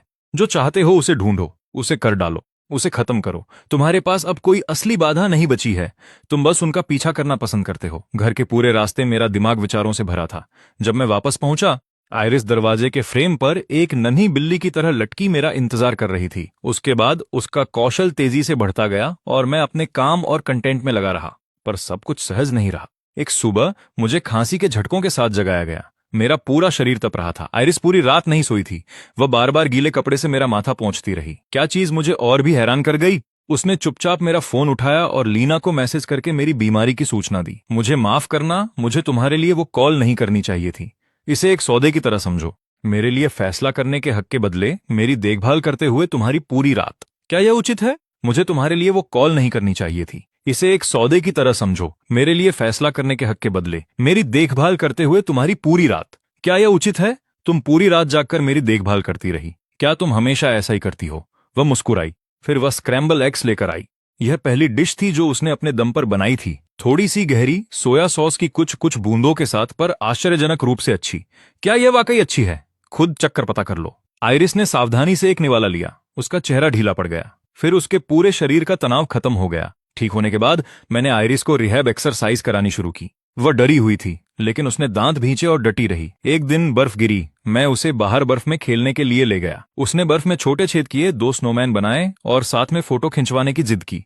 वह डरी हुई थी, पर इस बार डरने से कहीं ज्यादा कुछ करने की चाहत थी। पहली बार उसने कैमरे का सामना अकेले किया। उसका हाथ कांप रहा था, पर उसने बटन दबाया। फोटो में वह अपने उस छोटे से चेहरे के साथ मेरी ओर देख रही है और मैं ग्रेजुएशन फोटो खिंचवाने वाले किसी व्यक्ति की तरह कठोर अनाड़ी मुद्रा में खड़ा हूं। दिन मिठास और व्यस्तता के साथ उड़ते गए। आइरिस शॉर्ट फॉर्म वीडियो में बेहतर होती गई। उसके आंकड़े तेजी से बढ़ रहे थे। फिर एक दिन उसे एक बिल्कुल बेतुका बकवास वीडियो मिला और उसने वैसा ही एक और रिकॉर्ड किया। उसे 8000 व्यूज मिले। क्या मैं वायरल हो रही हूं? छोटा धमाका, कोई शक नहीं। तुम बस संयोग से एक वायरल कंटेंट की जगह पहुंच गई। उसी समय मेरे चैनल को पहला कस्टम ऑर्डर मिला। एक फैन को ऐसे केमैन राइटर के पूरे फिगर्स का सेट चाहिए था, $300 प्रति पीस। यह पहली बार था जब मैंने अपने हाथों से असली पैसे कमाए थे। लेकिन जैसे ही सब कुछ सही होता दिखा, कुछ सतह पर आने लगा। लीना मुझे शहर के किनारे पुराने गांव के पास एक छिपी हुई मछली पकड़ने वाली जगह पर ले गई। मैं उसके अराजक चाचा से मिला। दोनों एक दूसरे पर चुटकियां लेते रहे और मुझे देखने को मिला कि उनका पूरा परिवार कैसा है। खाने के बाद लीना गंभीर हो गई। उसने दादी नेली के निधन का जिक्र किया, कहा कि वो हमेशा एक दिन देर हो जाती हैं। बचपन में खिलौना खोने से लेकर इस बार बुढ़िया की मदद के लिए वक्त पर न पहुंच पाने तक मेरे सीने में अपराध बोध और भारी हो गया। अगर मैंने उस दिन दादी नेली के अस्पताल जाने के बारे में कुछ कहा होता तो शायद चीजें अलग होती। तुम्हें मुझसे पहले पता था, है ना? हाँ, उस चेहरे को देखो। तुम मुझे भी उदास रहने नहीं दे रही हो। तुम अपनी लड़की से डरते हो, उसे खोने से ज्यादा डर लगता है। पता है, तुम सही हो, हम एक जैसे नहीं हैं। मैं बिना बिजली के बिल की चिंता किए पैदा हुई थी, इसलिए मेरे पास यह सोचने की जगह थी कि मैं वाकई क्या चाहती हूँ। तुम अलग हो, तुम्हें अस्तित्व के बारे में सोचना है, पर मुझे हमारे बीच के उस अंतर की परवाह नहीं है। हम दोस्त हैं। सब कुछ अंदर दबाना बंद करो। तुम्हारा क्या मतलब है? तुम्हें लगता है मैं तुम्हारी दोस्त के लायक नहीं हूं। अगर मैं तुम्हें कभी छोड़ भी दूं तो मैं तुम्हारे लिए कोई विकल्प ढूंढ लूंगी। जैसे ही मैं दुकान से बाहर निकला, उसने मेरे हाथों में एक बैग थमा दिया। उसके अंदर लेटेस्ट स्मार्टफोन के साथ आयातित सिगरेट के 2 पैक थे। मुझे नहीं चाहिए, इसे फेंक दो। घर वापस आकर मैं काफी देर तक उसे लेकर बैठा रहा। अंत में मैंने उसके साथ सीधा होने का फैसला किया। मेरे बॉस ने मुझे यह दिया था। मैंने बैग आइरिस के सामने रख दिया। उसने अपने हाथ में फोन को मजबूती से पकड़ा, थोड़ा सा सख्त सिर हिलाया। फिर अगले ही पल वह मुझ पर झपट पड़ी और मुझे फर्श पर गिरा दिया। परेशान हो? थोड़ी सी, पर बस थोड़ी सी। कम से कम तुमने खुद मुझे बताया। इतना ही मुझे फिर से खुश करने के लिए काफी है। उस रात हमने काफी देर तक बात की। फिर आइरिस ने मुझसे कुछ अजीब पूछा। मेरी एक दोस्त है, वो किसी ऐसे को पसंद करती है जो बहुत दूर रहता है। उसकी एक और दोस्त है जो उसी जगह रहती है जहां वो व्यक्ति रहता है, पर वो नहीं जानती कि उनका रिश्ता क्या है। जिसे वो पसंद करती है उसे चोट लगी थी, वो जा नहीं सकी, इसलिए उसने उस दोस्त से उसका ख्याल रखने को कहा और यहां तक कि उससे करीब न होने का इंतजार करने को कहा। क्या इसे दोस्त का इस्तेमाल करना कहते हैं? क्या ये वही पहली वाली दोस्त है? हाँ, तुम्हारी दोस्त को पसंद करने वाली कोई कब से है? हाल ही में। तुम उसके बारे में क्यों पूछ रहे हो? वो किसी को पसंद करती है। मैं बिल्कुल स्थिर हो गया। पर क्या इनमें से कोई भी वाकई इत्तेफाक है?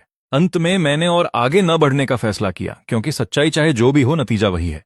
मैं आइरिस को नहीं छोड़ रहा हूं और मुझे लीना के साथ चीजें ठीक से सुलझानी है। इसके अलावा जवाबों के लिए जोर डालना किसी नाजुक चीज को तोड़ सकता है। माफ करना, मुझे माफ कर दो। बाथरूम से आइरिस की टूटी हुई आवाज बाहर आई। मैंने झूठ बोला था, मुझे तुम्हारा फोन नहीं देखना चाहिए था, वरना मुझे इतनी देर नहीं होती। मैं दरवाजे के बाहर दुबक गया, अपनी आखिरी सिगरेट जलाई और फिर बचे हुए पैकेट को ऊपर की मंजिल से नीचे फेंक दिया। जब मुझे थोड़ा बेहतर महसूस हुआ तो मैंने लेना से कहा कि मैं नौकरी छोड़ना चाहता हूं। इसकी एक वजह आइरिस है, लेकिन बड़ी वजह मैं खुद हूं। अगर मैंने नौकरी नहीं छोड़ी तो मुझे डर है कि मैं ऐसा बन जाऊंगा जिसे मैं खुद पसंद नहीं कर पाऊंगा। लेना थोड़ी देर चुप रही, फिर वो मुझे एक अच्छे रेस्टोरेंट में ले गई। खाना खाते हुए वो करीब झुकी। उसकी आंखों में कोई हिचकिचाहट नहीं थी। जानते हो बूढ़े आदमी, तुम्हारी हर बात में ऐसी नाजुक ऊर्जा है जो मुझे तुम्हें थोड़ा परेशान करने का मन करती है। मेरा दिल जोर से धड़का और साथ ही मुझे लगता है कि शायद मैं तुम्हारी गहराई मापना चाहती हूँ। क्या? मुझे बिल्कुल समझ नहीं आया कि अभी क्या हुआ। छोड़ो, बस मजाक कर रही थी। उसने खाना खाया।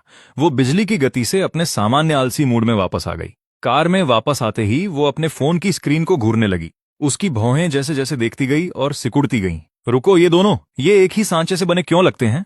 उसी समय मैं उन सच्चाइयों से जूझ रहा था जिन्हें नजरअंदाज करना मुश्किल होता जा रहा था। पर अंत में मैंने उन सवालों को फिलहाल ठंडे बस्ते में डालने का फैसला किया, क्योंकि अभी किसी भी सच्चाई से ज्यादा आइरिस की मानसिक स्थिति मायने रखती है। उस रात आइरिस ने मुझसे पूछा, जब तुम्हें नींद नहीं आती तो तुम क्या सोचते हो? शायद उन सब चीजों के बारे में जो मैंने जिंदगी में खराब की। मैंने हमेशा वो बोझ महसूस किया है। हर बार जब यह सामने आता है मुझे समझ नहीं आता कि इसके साथ क्या करूं। मैं बस इसे जाने देता हूं, माफ कर देता हूं। हर कोई गलती करता है ना। आइरिस बहुत देर तक शांत रही, फिर धीरे से बोली, बाबू, मैं तुमसे प्यार करती हूं। छुट्टियों के दिन आइरिस के साथ बीत गए। हर दिन हम अपने काम में व्यस्त रहते, कभी कभी एक दूसरे को देखकर मुस्कुराते और फिर काम में वापस लग जाते। खिड़की के बाहर सूरज की रोशनी सुनहरे पर्दे की तरह गिर रही थी, जो हमारे बीच एक हल्की चमक बिखेर रही थी। आइरिस ड्राइंग में बेहतर होती जा रही थी। उसकी कमाई लगातार बढ़ रही थी। उस अजीब से वायरल वीडियो के सफल होने के बाद वो और भी बेहतर हो गई। एक दिन उसने मुझे ड्राइंग सिखाने की कोशिश की। मैंने एक ऐसा कीचड़ वाला केकड़ा बनाया जो बिना दिमाग का लग रहा था। आइरिस हंसते हंसते लोटपोट हो गई। फिर उसे एक आइडिया आया। उसने मेरी खराब कला को एक वीडियो सीरीज में बदल दिया। रातों रात इसे 10,000 व्यूज मिल गए। क्या मैं वायरल हो गया? छोटी सफलता, निश्चित रूप से। उसके शॉर्ट वीडियो और कमीशन के बीच अब वो महीने में 2 से 3,000 कमा रही थी और मेरे कस्टम ऑर्डर भी बढ़ने लगे थे। हम अभी पूरी तरह सफल नहीं हुए हैं, लेकिन बेहतर भविष्य का रास्ता खुल गया है।